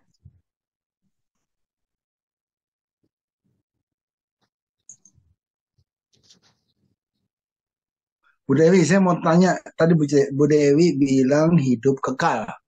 Bercerita tentang hidup kekal. Hidup kekal itu apa, Bu Dewi? Hidup kekal Apakah itu hanya menerima Yesus? Sementara kalau kita lihat dari Matius tentang seorang anak muda kaya, Yesus menjawab, jualah hartamu dan ikutlah aku. Jadi hidup kekal itu apa? Kenapa dia mesti bercerita demikian kepada Nikodemus? Nikodemus kan seorang Farisi, ahli Taurat. Kenapa dia mesti ngajarin itu? Apakah si Nikodemus harus jual hartanya? Jadi hidup kekal itu apa? Terima kasih. Oke, mungkin teman-teman di sini bisa jawab, Rosita dan lain. Kalau yang saya tahu, karena pengetahuan saya hanya berdasarkan dari Alkitab dan bimbingan Roh Kudus, Tuhan menghendaki kita hidup kekal bersama dengan Tuhan yang tidak ada habisnya, tanpa batas dan abadi. Hidup kekal itu maksudnya bersama dengan Tuhan dalam keadaan kebenaran. Hidup bersama dengan Tuhan pasti bukan di neraka, tetapi dalam keadaan baik, kita bersama Dia tanpa ada batasnya. Dan itu yang mau Tuhan, tujuan Tuhan datang ke dunia ini supaya kita berkorban, dan Tuhan berkorban, kita mau hidup yang kekal. Dunia ini nggak kekal, di sana kekal. Tetapi kalau misalnya masalah Nikodemus, Nikodemus itu kan Tuhan berkata, kamu seorang pengajar Yahudi, masakan kamu tidak tahu lahir baru? Seperti kita, mungkin pengajar, tapi mungkin kita tidak mengerti arti sedalamnya kalau kita tidak mendapatkan pencerahan. Dan Nikodemus dalam arti kata mungkin belum lahir baru dalam roh. Dia hanya pandai dalam firman Tuhan secara harfiah atau mungkin secara firman, tidak secara roh, dan dia tidak mendalami apa yang Tuhan maksudkan, hidup yang kekal. Itu. Kalau untuk orang yang menjual hartanya, Tuhan jauh lebih tahu bahwa dia masih hidup di dalam keterikatan dengan duniawi ini. Which is itu juga mungkin saya dan kita semua. Kalau tiba-tiba Tuhan bilang, Dewi, jual hartamu, Pak Paulus jual hartamu, kamu hidup tinggal sederhana di kontrakan. Maaf ya, mungkin saya belum siap. Jadi kalau itu misalnya saya belum siap, saya rasa Tuhan juga tidak menghukum saya. Jadi hidup kekal yang Tuhan maksudkan itu anak muda belum menyampaikan untuk menjadi pengikut Kristus, dia belum mutlak seperti itu. Tuhan mintanya total, tetapi Tuhan tidak mengharuskan kita seperti itu saat ini. Karena Tuhan mau mengambil dari sisi-sisi yang lain itu lebih banyak. Mungkin orang itu sangat keterikatan dengan duniawi. Yang dituntut Tuhan mungkin kita keterikatan dengan duniawi. Tapi kalau andai kata suatu saat uang kita diambil, dikurangi, apakah kita masih percaya seperti Ayub? Nah itu yang saya dan Bapak Ibu masih belajar. Saya sudah mengalami. Saat-saat itu akan datang terus jatuh dan bangun. Dan saya berusaha mempercayai dan pegang Tuhan. Dan saya merasa hidup saya bisa tenang. Walaupun keadaan kita hanya cukup untuk makan atau cukup untuk hidup. Saya sudah mensyukuri, belajar bersyukur. Banyak hal yang Tuhan mau ajarkan kepada kita. Banyak sekali. Terutama bersyukur dan mengenal Tuhan. Itu mungkin kecil dari saya, sedikit dari saya. Mungkin Bu Rosita bisa tambahkan. Pertanyaan Pak Paulus, Bu Rosita.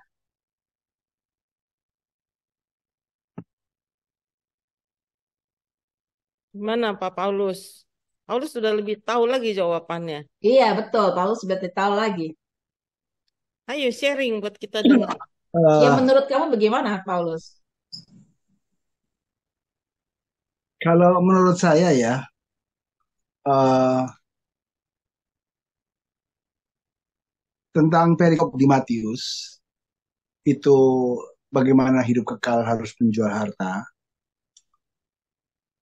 Sebab di dalam tradisi Yahudi, itu orang yang mendapat berkat dari Allah adalah orang yang berkelintahan. Jadi kalau orang itu melarat, orang itu sakit, itu orang itu terkutuk, orang itu eh, nggak diberkati Allah. Jadi makanya dia mencari bagaimana hidup kekal. Karena dia sudah semua melakukan. Nah, hidup kekal adalah hidup dekat dengan Allah. Dia merasa sudah hidup diberkati. Sebab Yesus bilang harus eh, jual ini, jual itu. Lalu makanya dia meninggalkan. Karena menurut dia, Yesus ini orang edan. Orang gue udah diberkatin sama Tuhan, kenapa malah saya suruh jual, menjual barangnya. Yang Ibu Dewi bilang bahwa kelekatan, betul. Dan dalam hal ini, dalam kisah Nikodemus, Nikodemus seorang Farisi, seorang Yahudi tulen yang merasa menjalankan ibadah-ibadah dan syariat-syariat agama Yahudi dengan keras, dengan teguh. Namun dia terpesona dengan ajaran-ajarannya Kristus yang ngomongnya kok wow, dari sisi yang berbeda. Sehingga makanya dia malu, dia mendekati Yesus, bertanya, kamu itu harus hidup baru, lahir kembali. Emangnya gue udah tua kayak begini bisa lahir kembali? Nikodemus bilang, nah disinilah percakapan itu menjadi penting, karena yang dibutuhkan bukan hanya mendengarkan ajaran Allah, bukan hanya taat, tapi adalah hukum sesama yang dilaksanakan. Yang mana orang Farisi tidak melakukan. Sehingga dalam hal ini, makanya untuk beroleh hidup kekal, kamu harus lahir kembali. Kamu harus berubah total. Itulah kamu nanti akan diterima dekat dengan Allah. Jadi menurut pandangan saya, tadi Bu Dewi juga mengatakan bahwa Allah itu kenapa menyelamatkan manusia. Kenapa Allah menyelamatkan manusia? Kenapa Yesus datang? Karena di dalam ajaran Yahudi, bahwa seorang Yahudi itu harus membebaskan saudaranya dari segala kesulitan. Oleh karena satu orang manusia jatuh ke dalam dosa, maka Allah mengutus putranya, mengutus Yesus, membebaskan dari keterikatan dosa. Jadi oleh karena satu dosa, satu membebaskan. Karena hukum itu ada di dalam Taurat, bahwa seorang Yahudi harus membebaskan saudaranya dari kesulitan. Dan saudaranya itu adalah bangsa Israel. Makanya pertama-tama Yesus diutus untuk bangsa Israel. Seperti kita tahu cerita perempuan Sinoveresia yang, oh kamu bisa makan rempah-rempah, remihan anjing. Karena memang Yesus diutus terutama untuk menyelamatkan bangsa Israel. Disinilah makanya dia mengajari Nikodemus, kamu harus kembali, lahir kembali, bukan masuk udah jenggotan gitu, masuk kembali ke rahimnya ibunya, tapi harus lahir baru di dalam iman dan perbuatan yang nyata. Menurut saya demikian. Bu Rosita, sekarang gantian. Pak Toto nih mungkin, nanti nongol. Nah, eh, tadi Pak Paulus kan ngomong, jualah semua hartanya, harta kamu. Jangan titik, koma. Kan masih ada sambungannya. Dan sambungannya apa tadi ya? Jualah hartamu dan bagikanlah kepada orang-orang. Maksudnya bukan dijual habis terus dia jatuh miskin. Maksudnya Yesus ngomong beramallah kepada orang-orang yang itu dengan hartamu. Karena orang, kenapa Tuhan ada orang miskin, ada orang kaya, supaya kasih Allah itu bisa diwujudkan melalui orang kaya dan orang miskin itu. Orang kaya beramal kepada orang miskin. Orang miskin ada supaya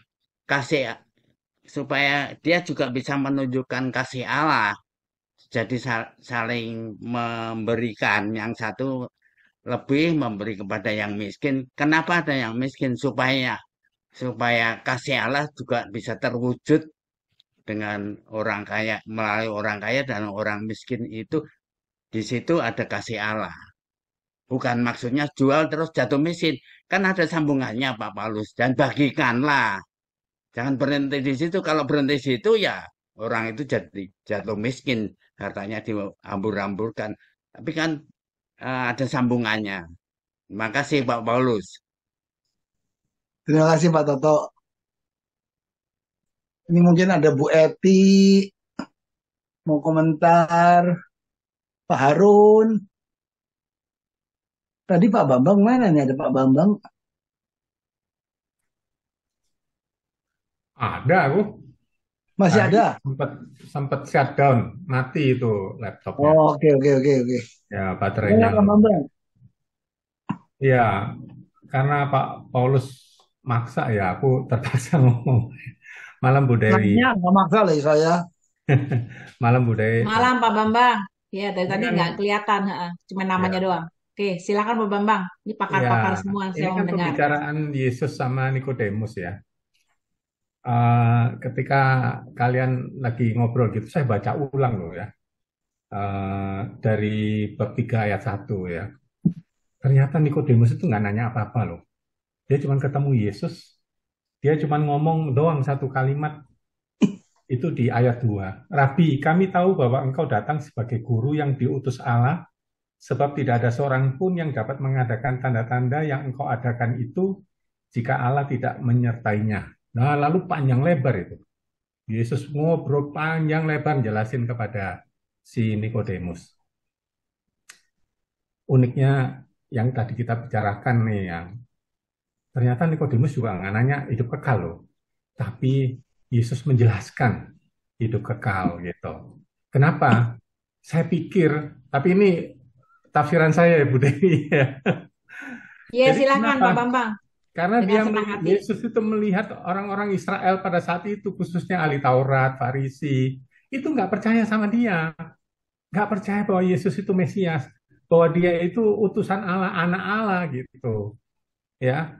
Nah, disitulah titik intinya di ayat 14 sampai dengan 19.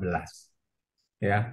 Dia nggak percaya sama Yesus bahwa Yesus itu Mesias. Makanya di ayat 14 itu Yesus ngomong, sama seperti Musa meninggikan ular di padang gurun, demikian juga anak manusia harus ditinggikan. Ketika peristiwa orang-orang Israel keluar dari Mesir, kan mereka itu gerudal terus, gerutu, gak percaya sama Allah. Mereka itu gak percaya dengan penyertaan Allah, sehingga didatangkanlah ular-ular tedung itu, gigitin semua gitu kan ya.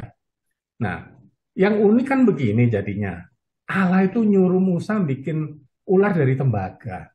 Ular itu kan lambang dosa. Kenapa dari tembaga? Karena itu zaman dulu altarnya dibikin dari tembaga. Jadi itu penghakiman gitu. Jadi saya pikir begini, kenapa Allah pada saat itu tidak menyuruh Musa dan orang Israel yang begitu banyak bunuhin ular-ular itu. Ular itu ditangkepin, tancepin, dipatok lah begitu gitu ya. Allah nggak nyuruh begitu loh. Allah justru menyuruh Musa membuat ular dari tembaga. Bagi siapa yang melihat patung ular itu, maka dia akan selamat. Sebetulnya yang diminta oleh Allah itu mereka harus percaya imannya itu. Kan problemnya dia dipagut itu 40 tahun muter-muter, tadi Bu Dewi udah bilang ya, 40 tahun gitu. Muter-muter di padang gurun karena dia nggak percaya. Kehilangan iman dia.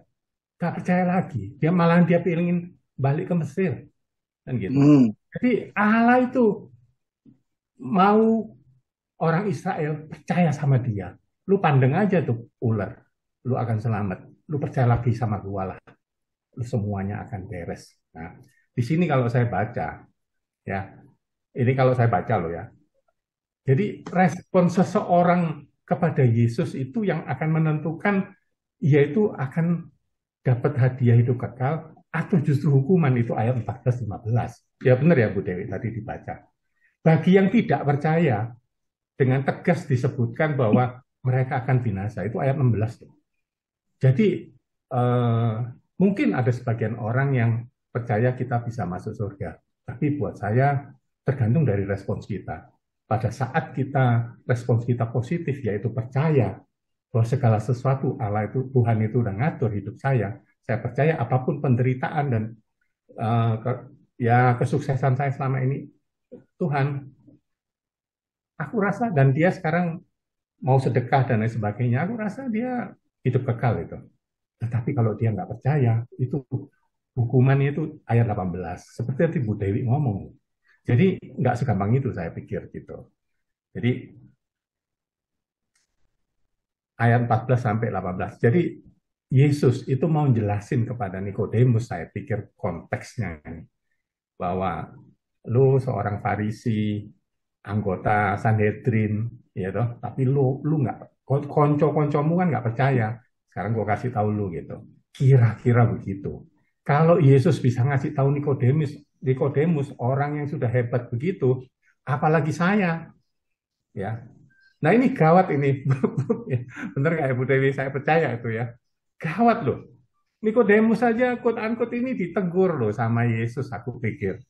Lu orang hebat aja lu nggak ngerti dilahirkan kembali gitu. Sebetulnya lu orang ini nggak percaya sama gua. Nah ini buat saya refleksi saya. Ini teguran ini kepada Nikodemus, kan orang-orang Farisi ahli Taurat, anggota Sanhedrin ini, orang-orang imam ini teguran juga buat saya. Mau terima buat kita semua Pak, buat kita atau semua. hidup kekal. Aku nggak enak kalau ngomong semua. Kok kata suci banget, aku ora lah Bu Dewi. Enggak, jadi refleksi saya begitu. Jadi konteksnya saya pikir begitu. Ya Pak Paulus, ya itu kurang lebih sedikit lah aku. Kalau gabung-gabungin, aku baca ulang loh. Benar. Bu Dewi, aku baru baca. Ternyata Nikodemus nggak nanya apa-apa. Cuman begitu dijelasin. Barulah Yesus ngomong dilahirkan kembali, baru Nikodemus ngomong lagi gitu loh. Apa bisa orang dilahirkan kembali? Orang mudeng gitu ya. Padahal Yesus itu cuma ngomong intinya, lu percaya sama gua gitu. Ya, itu ya. Teman-teman, saya saking asiknya jadi pakai campuran bahasa slang ya. Sorry ya. Nggak pakai bahasa bagus. Terima kasih, bagus. Semua pendapatnya dari Paulus, dari Pak Bambang, Pak Toto, itu semua memperkaya kita. Karena kan orang kan bebas menafsirkan masing-masing ya. Jadi kalau dari saya yang tadi maaf ya Pak Paulus, saya bicara bentar. Ini kan soalnya bacaan hari Minggu. Biasa kan kita kan membacakannya untuk umat. Umat itu mau mendengarkannya realita kehidupan. Jadi supaya lebih, nyatanya hidup saya apa nih, maunya ngomongnya apa. Nah karena di bacaan yang keduanya itu dibicarakan tentang Efesus, bahwa Tuhan mau menjelaskan bahwa pokoknya kasih karunia itu penting. Saya sudah memberikan kepada kalian kasih karunia dan kita ini buatan Allah. Diciptakan oleh Tuhan untuk pekerjaan yang baik dan dipersiapkan Allah sebelumnya, dan Tuhan mau supaya kita hidup di dalam Tuhan. Itu yang ditekankan. Jadi bener-bener kita harus percaya sama kasih karunia Tuhan, tapi hidup harus bener, harus punya kasih. Ya memang itu yang harus ditekankan kepada kita, dan Tuhan bicara kepada Nikodemus seperti itu untuk dilahirkan kembali. Kita kan semua harus lahir baru ya. Nggak mungkin kita bawain firman, kita nggak lahir baru, nggak dalam roh, cuma dalam air doang.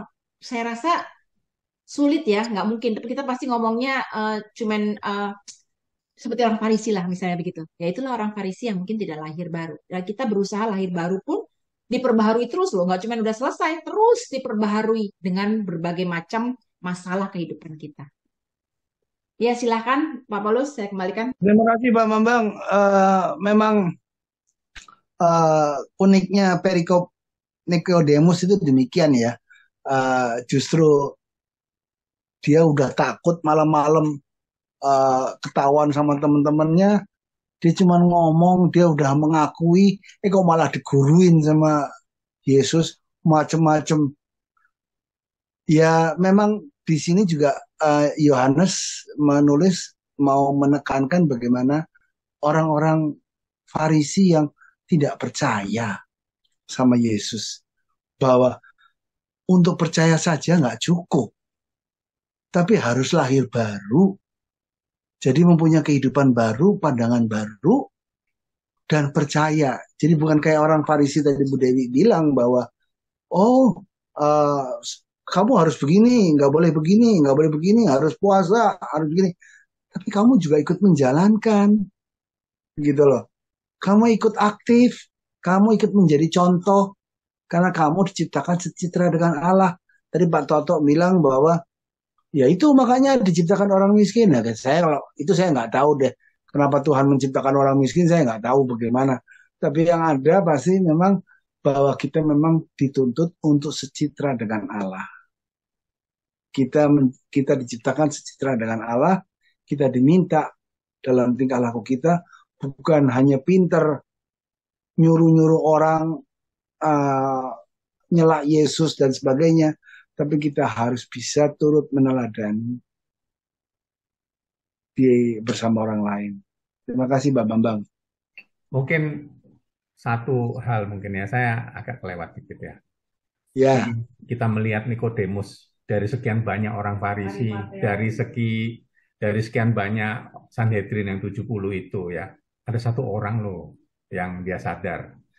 Dia melakukan satu langkah awal sudah. Dia datang kepada Yesus. Itu langkah awal itu dia percayalah gitu. Boleh membawa dia ya dia percaya gitu. Dan mungkin hidup kekal tinggal selangkah lagi buat si Nikodemus. Dan ternyata tapi nggak cukup kan Pak? Nggak cukup.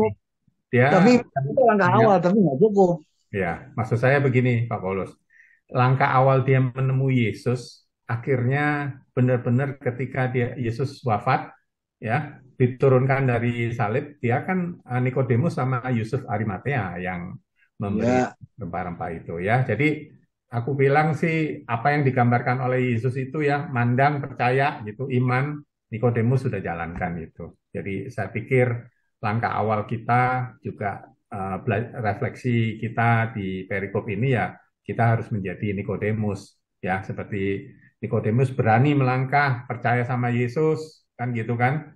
Rafi, kamu kan ya toh nggak ada seorang pun yang bisa menunjukkan tanda-tanda selain seperti kamu kalau nggak itu datang dari Allah kan gitu. Jadi itu langkah awal dan Nikodemus tetap konsisten dan dia akhirnya tetap setia sama Yesus ketika Yesus dibaringkan.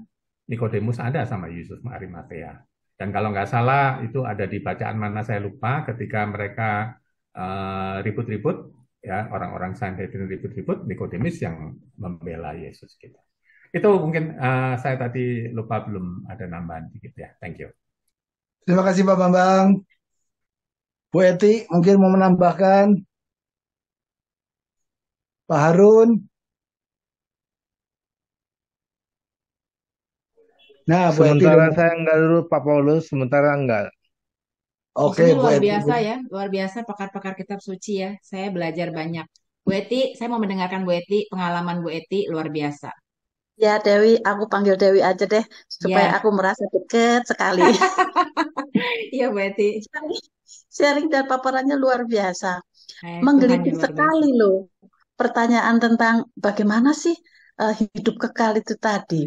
Kemarin saya mendengarkan Bapak Kardinal itu dalam Api Karunia Roh Kudus. Beliau bilang gini, "Eh, Yesus kan menyembuhkan banyak orang sakit tuh. Tetapi yang tidak diceritakan adalah berapa banyak orang yang tidak disembuhkan. Kan nggak bisa dihitung seperti juga sekarang kondisi kita. Ketika berdoa, mendoakan orang, ada yang sembuh dan ada yang tidak. Lah bagaimana nih orang yang tidak sembuh ini? Apakah Tuhan itu tidak sayang dia, tidak mengasihi dia? Jadi kalau menurut saya keadaan hidup kekal itu ketika saya menerima apapun, saya menerima bahwa saya merasa dikasihi Tuhan, merasa dekat dengan Tuhan.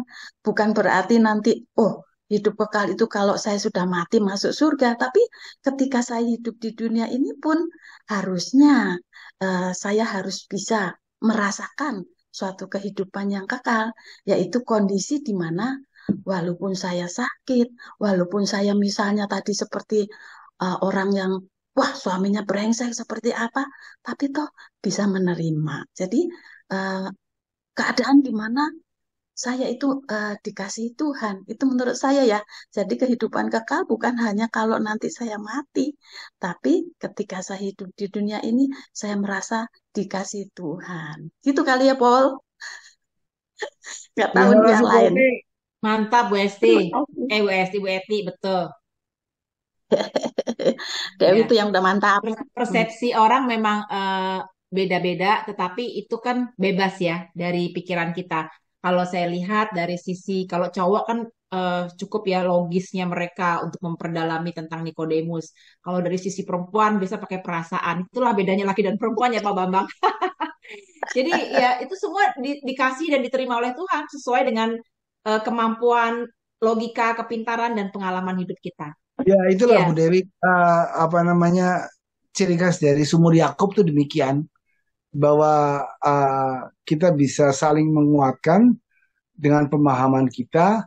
Oh, Pak Bambang melihatnya dari sudut pandang ini, Bu Eti melihat dari ini, Bu Dewi menjelaskan ini, saya bisa menambahi ini, Pak Toto, oh bisa nambahi ini.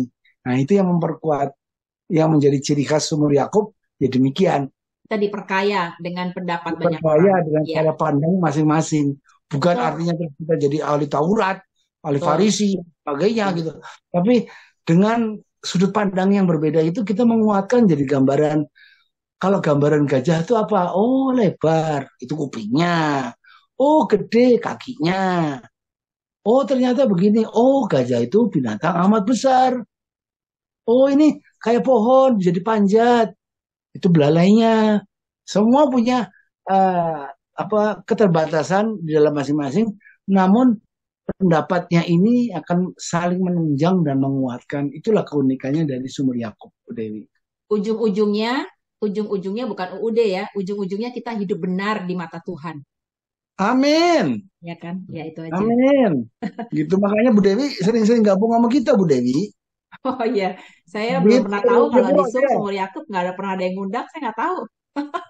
Saya Ih, pikir Sumur Yakub tuh di gereja sama Romo Tunjung setiap hari apa gitu loh. ini makanya sumur Yakub yang punya Yakub. Gitu. Berarti Sumur Yakub itu boleh bebas, orang boleh mendengarkan semuanya. Boleh mendengarkan, boleh berpendapat, boleh em, menambah masukan kita, saling menguatkan. Maksudnya nggak usah harus jadi member gitu ya. Kalau Bu Dewi Boleh mau main sharing. jadi member, boleh, Bu. Gitu loh. Kenapa Pak Ya, Bu. Toto? Ya, Ya, berarti Pak ya kalau Paulus, mau. Ya, Pak Toto. Pak Paulus, awalnya tuh saya bingung loh dengan judulnya. Judulnya kan kerapuhan manusia memahami rencana Allah. Saya langsung ya pastilah. Siapa tahu rencana Allah. Karena Allah itu kan misteri. Yesus pun waktu ditanya kapan hari kiamat akan tiba, Yesus sebagai manusia kan dia tetap jawab tidak tahu. sebagai manusia ya. Itu kalau judulnya kasih Allah yang begitu besar, saya lebih enak untuk baca-bacanya. Tapi karena apa kerapuhan manusia ya pasti rapuh. Karena orang kan nggak ngerti rencana Allah itu apa. Kan misteri itu, Bu Dewi. Kan, Iya. kan ada juga, aku baca ya satu ayat nih. Yang di Matius 16. Ya toh, ayat 21. Dikatakan, celakalah engkau iblis. Engkau suatu batu sandungan bagiku. Sebab engkau bukan memikirkan apa yang dipikirkan Allah, melainkan yang dipikirkan manusia. Nah itu cocok dengan judul itu. Kalau mau kerapuhan manusia memahami rencana Allah. Nah itu Matius 16. Matius berapa tadi? Matius 16 itu. Makasih Bu Dewi. Pak Paulus makasih. Terima Ya, kasih Pak Toto. saya izin menanggapi ya, Pak Toto. Jadi gini Pak Toto, dari yang saya baca ini, dari persepsi saya, ini Nikodemus sedang berbicara kepada Tuhan. Dia kan seorang ahli Farisi yang luar biasa, tingkatnya, pangkatnya juga tinggi, tetapi dia saja belum memahami rencana Allah. Apalagi kita manusia yang sangat sangat dalam keadaan lemah. Mungkin bisa sampai pas tingkat uskup, tingkat romo. Mungkin mereka juga pada saat mengalami hal-hal yang menggoncangkan jiwa mereka, saat mereka juga punya keraguan-raguan. Jadi itu maksud saya di sini manusia itu semua rapuh. Pasti rapuh lah. Dalam keadaan ini kita mau menekankan bahwa kita ini butuh selalu berpegangan dengan firman Tuhan. Karena rencana Allah tuh harus kita dalami, harus kita pelajari, harus kita cari terus-menerus. Jadi itulah yang kita merasa, oh sombong deh, udah cukup deh, saya nggak perlu lagi belajar, nggak perlu lagi dengar firman Tuhan. Jadi pasti kita akan masuk ke dalam kegelapan yang membuat kita sengsara. Itu tadi maksud saya begitu, karena saya memandang keadaan dunia zaman sekarang manusia itu makin hari makin rapuh. Firman Tuhan ditabur di mana-mana. Pergi ke persekutuan doa, pergi ke gereja, tetapi yang mengalami perubahan bisa dihitung dengan jari.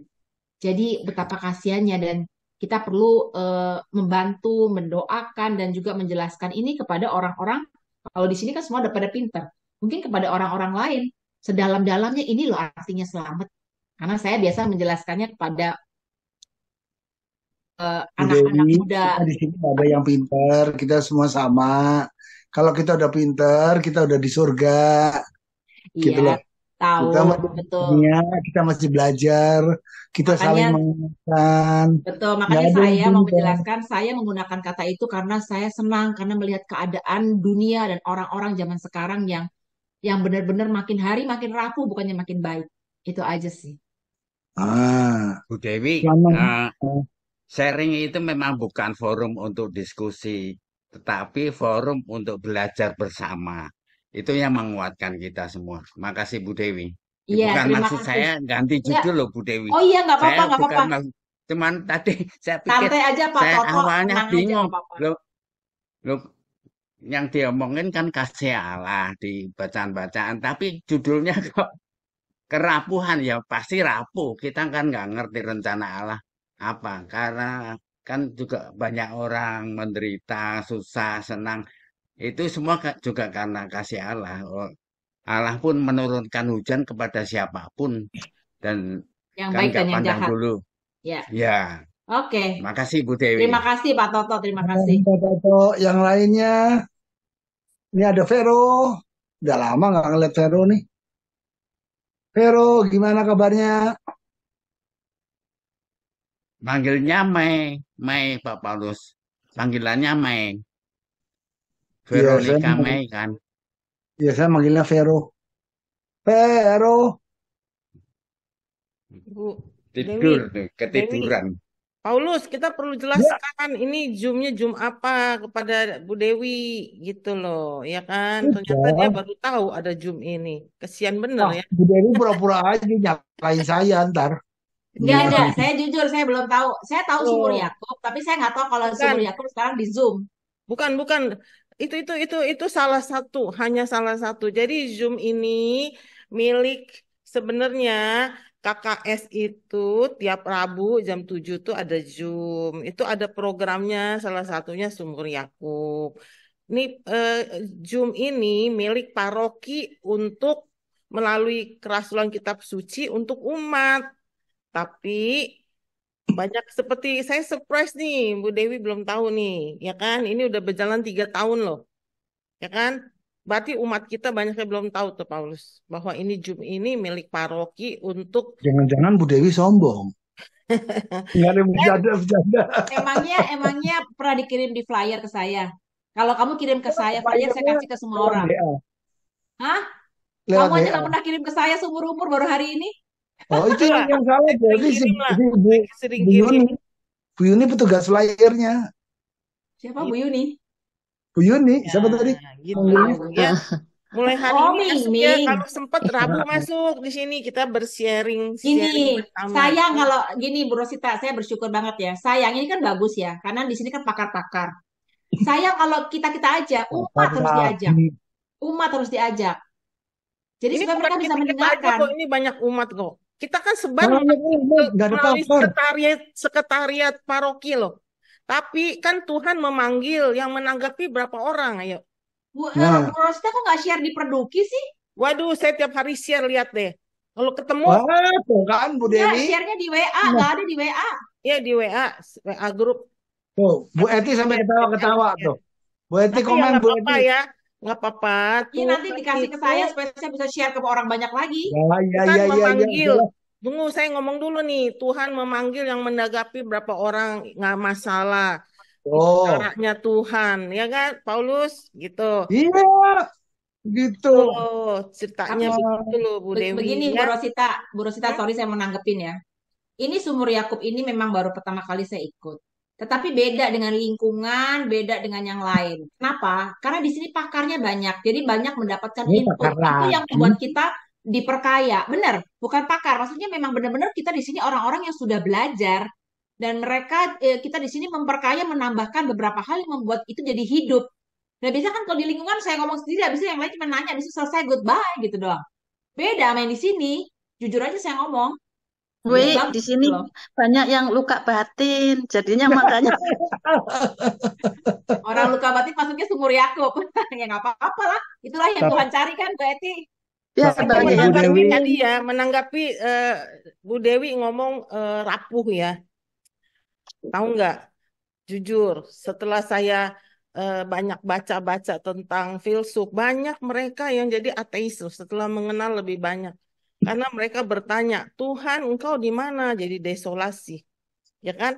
Itulah kalau iman kita tidak ada apa ya, tidak ada relasi yang bagus dengan Tuhan, kita bisa desolasi, kita bisa bertanya seperti Ayub. Dia bertanya kan, apa salahku gitu kan. Terus yang lebih parah lagi, Santa, Tresia Lisyuk, semua itu sampai kehilangan loh. Yesus engkau di mana? Tapi dia tetap setia jadi Santa. Itulah ajaran Ignatius Loyola sangat bagus. Dulu saya bertanya, ini sinting ya. Saya tidak memilih kaya daripada miskin, tidak memilih sehat daripada sakit. Sinting kan? Serem kan? Tapi itu eh, meaningnya luar biasa. Kalau kita tujuan kita diciptakan itu memuji, menghormati, ya, dan memuliakan Tuhan, mengabdi kepada Tuhan, itu kita mesti siap apapun yang terjadi dalam hidup kita. Itu intinya. Bukan berarti ya kita ikut Tuhan terus jalan tol. Itulah kenapa tadi kan dikatakan ada orang kenapa kaya, ada orang miskin. Bukan itu. Ignatius Loyola coba, saya tidak memilih kaya daripada miskin. Serem kan? Pertama saya baca itu, ini sinting bener ya. Tidak memilih sehat daripada sakit itu aja udah serem bener kan. Tapi ternyata memang Tuhan itu memproses kita untuk sampai begitu. Seperti tadi Bu Eti katakan, siap gak kita tetap setia kalau hidup kita tidak sedang baik-baik saja? Siap apa enggak?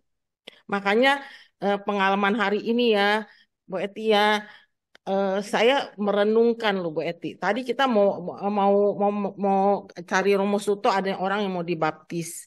Romo Suto bilang iman Katolik itu tidak bisa ujuk-ujuk tanpa tahu sama sekali dibaptis.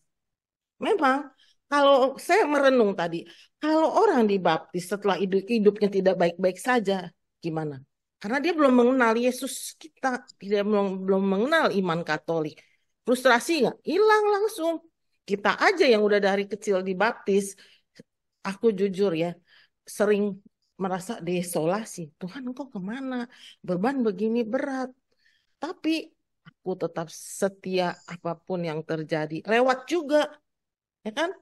Itulah Tuhan maunya kita seperti itu. Apalagi kita kalau lagi memandu, lagi mewartakan seperti gini, ya muka tetap mesti ceria walaupun hati menangis. Nah, gampang nggak coba, ya kan? Itu yang Tuhan mau tuh. Paulus lihat mukanya tuh ya, Paulus ya. Saya sharing nih. Kalau saya mau mandu, saya mau ke rumah orang yang sederhana, saya udah bingung. Saya mau ngomong apa ya? Pernah ada ibu-ibu ngomong begini. Ibu-ibu itu hebat sekali. Dia masak bihun, dia kasih kita makan bihun. Terus dia ngomong, Bu, saya ini Bu, sudah tahu Bu, Tuhan itu baik. Tapi kan saya mesti mikir, habis ini saya mau makan apa ya besok? Sekarang apa yang kita mau wartakan itu? Tuhan baik, Tuhan selalu menolong.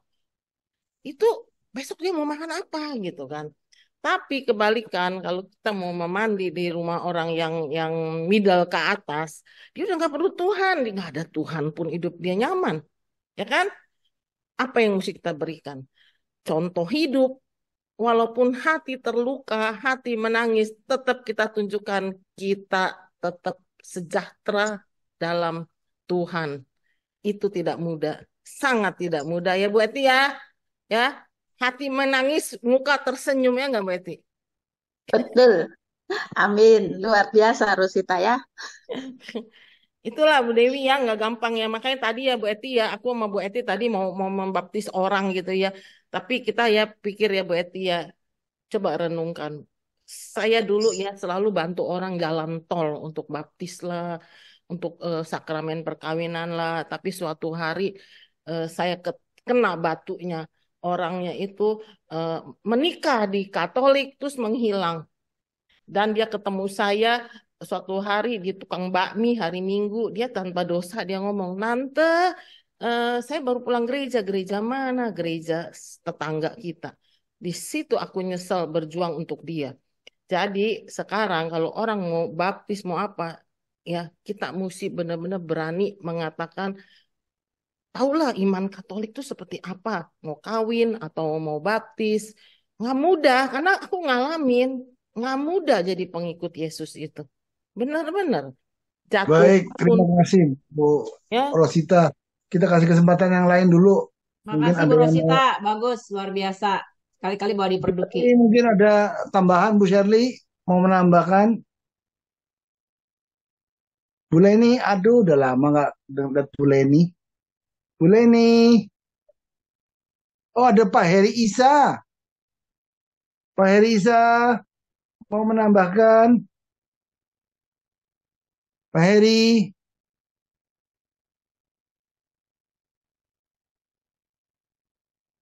Sunyi sepi. Bu Galak.